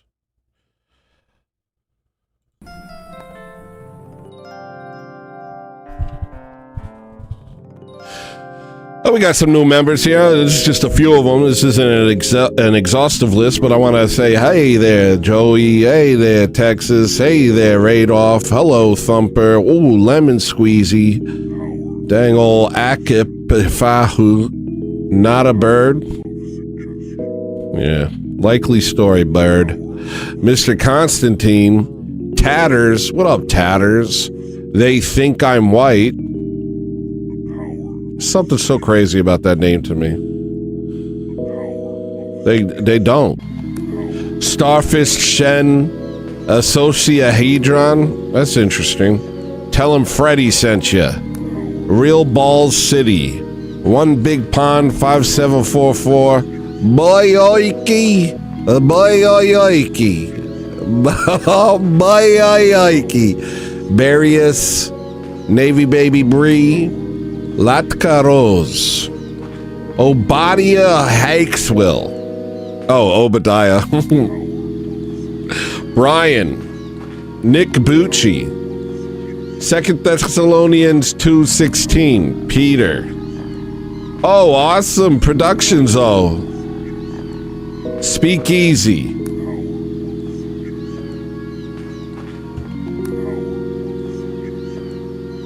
Who this dude in here coming in here? Who's doing too much, nigga? You? You? I'm pretty sure it's you. I'm pretty sure that's you. You talk about you? Are you talking about you, dude?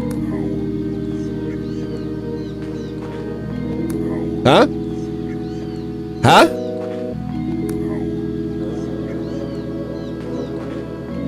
I also want to thank everyone who super chatted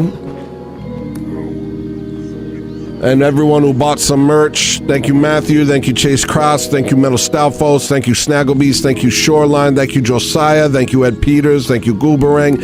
Thank you, Extanglia. Thank you, Unhit Bone. Thank you, Austin DeTulio. Thank you, Alexander Medeiros. Thank you, A Panini. Thank you, Mongo Bloyd. Thank you, BD Mose. Thank you to Jason Unchained.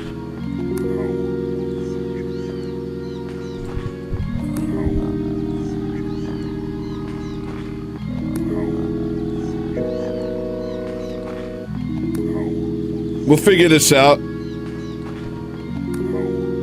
If you're not Orthodox, become Orthodox. If you are Orthodox, go to church!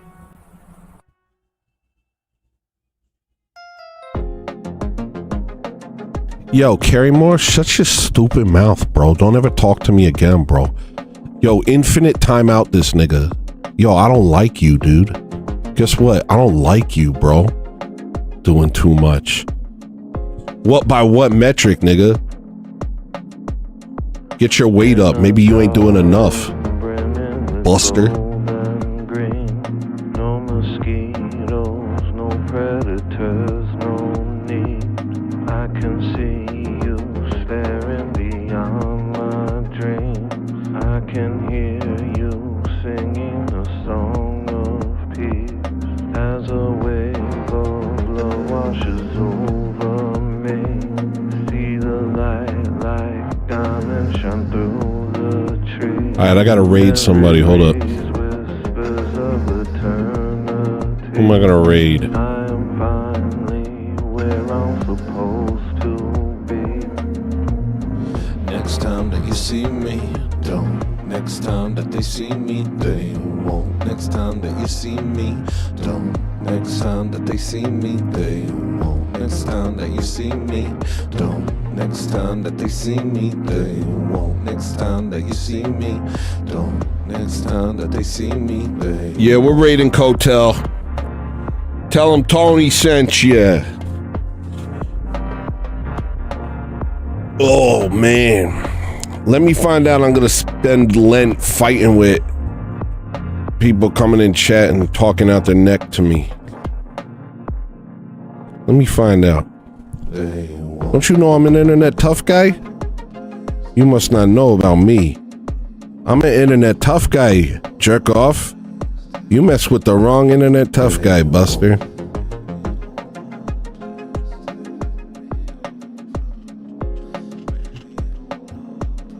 That's just my chair.